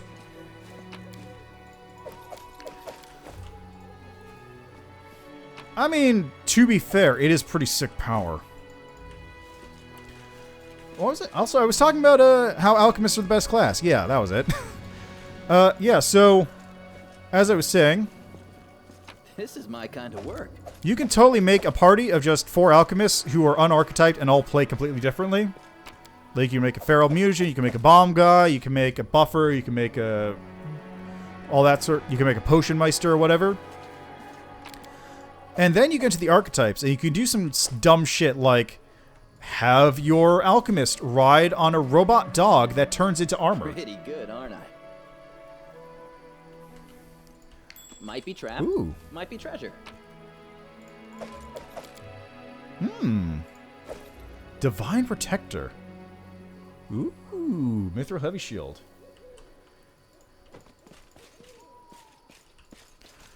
Yeah, I don't have as much experience with 5e, so I can't really say for sure. But, like, yeah, it's just a lot of fun. And then you could do sort of the same thing for bards with archetypes. I'm not a big fan of Arcanist, not going to be real. I'm a little biased because it is the most arcane class, and it's, like, too good. Like, the only downside is it has sorcerer spell progression. That's, like, the only weakness. It's not much of a weakness. The only class I think is more too good compared to the Arcanist is Exploiter Wizard. Which I think is actually in the game too, come to think of it. Just because, like, also there's the fun old time where you play an Exploiter. Yeah, let's rest. I'll head back to camp and then I'll end the stream. You can play an Exploiter. What is it? If you play as an Exploiter Wizard... What is it? No, it's not Exploiter Wizard. It's Pact Wizard.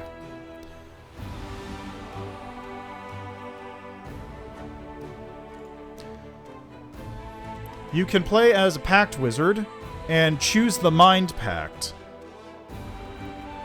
And the Mind Pact gives you a bunch of different spells. A lot of them are psychic spells drawn from occult adventures. But the most important one is... God, is it... I'll just look it up while... Oh, things are happening. A message for the commander. I'm the Queen's bodyguard. She sent me to tell you she's arrived at Camp Incognito as planned. You can find her where the minor orders are camped. I'll visit her when time permits.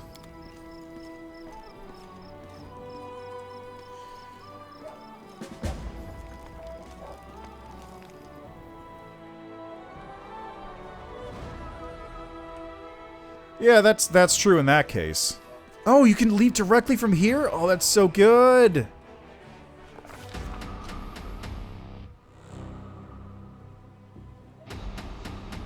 Okay, then.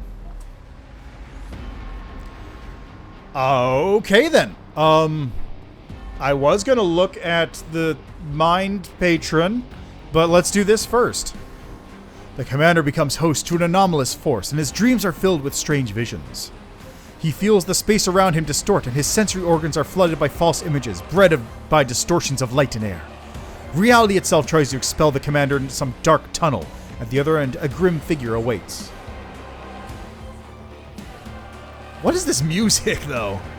His body resists this crude attempt to wrench it from reality, but the unknown force finds a tangle in the commander's soul, one made of demonic rage and destructive desire. The stranger grabs at it and pulls, like a hunter reeling in a harpoon. Troubled by the sudden intrusion, the dark and ominous force deep in the commander's soul answers with a menacing growl.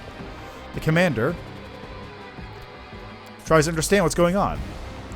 He needs a moment to figure this out. The commander is being summoned, transported through space by some magical force. However, the attempt did not succeed because the commander is not a spirit or a demon, but a mortal elf. The commander is surprised that this spell worked on him at all. He stares intently at the ghostly figure. The darkness conceals the stranger's appearance, but something can be glimpsed. A massive set of bull's horns crowning a head, the tips glinting malevolently. Oh, that would be good, yeah. I just don't know any of the Mythic stuff at all that's in here, because I don't know Mythic normally, and then this stuff is all new. So I just need to, like, go through it at some point. Let's suppress it. By force of will, the commander pushes his anger down, as deep in his soul as he can. The attraction rapidly weakens in response, as if the mysterious enemy can no longer sense the commander and it concentrates its efforts on him. The apparition recedes, leaving the commander wondering whether it was reality or a nightmare. Dun dun dun. Anyway, I was going to look up something before all that happened.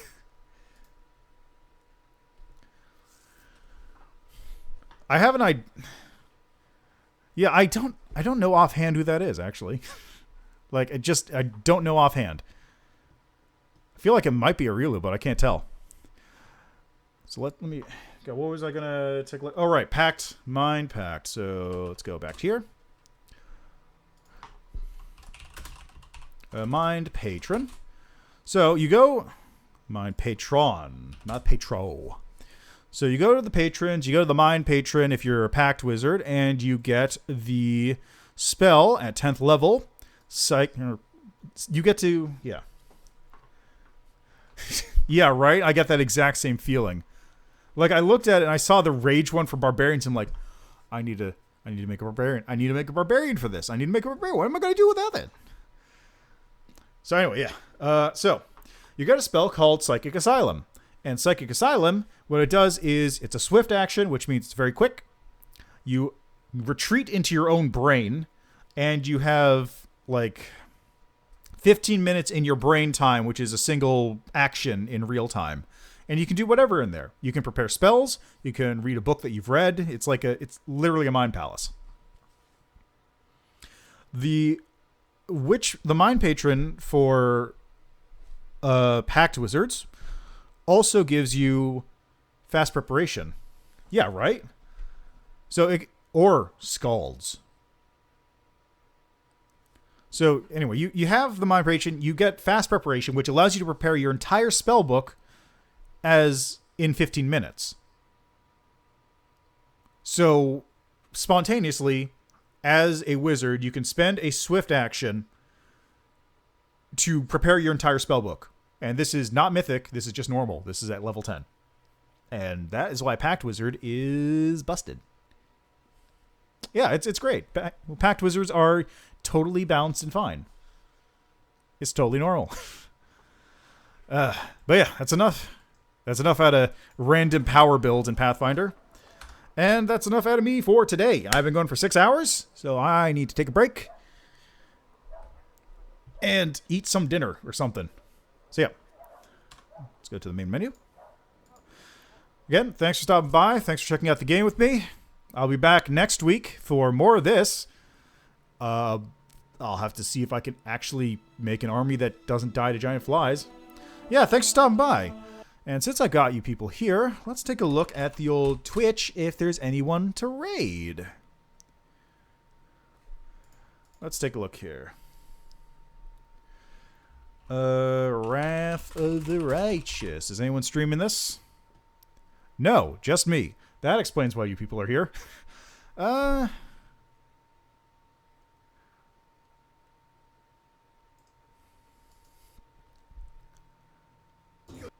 Let's see. Is there anyone to raid?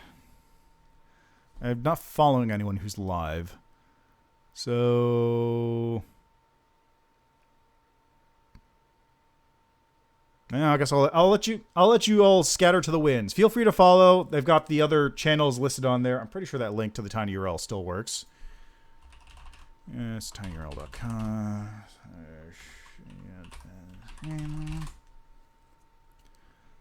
Yep, that tinyurl still works, so feel free to follow on that. Feel free to follow on Twitch. Feel free to follow on Twitter, what have you.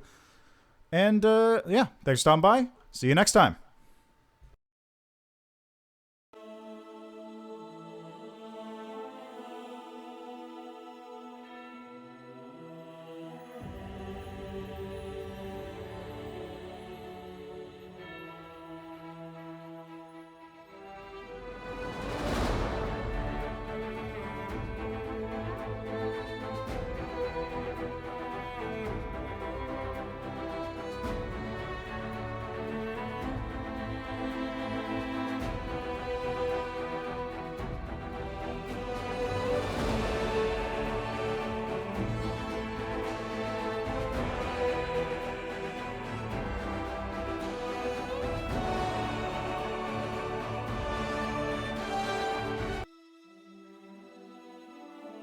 I was gonna cut just then when the music sort of crescendoed down, but then it just cut, so I don't... I'm ending it now. Bye.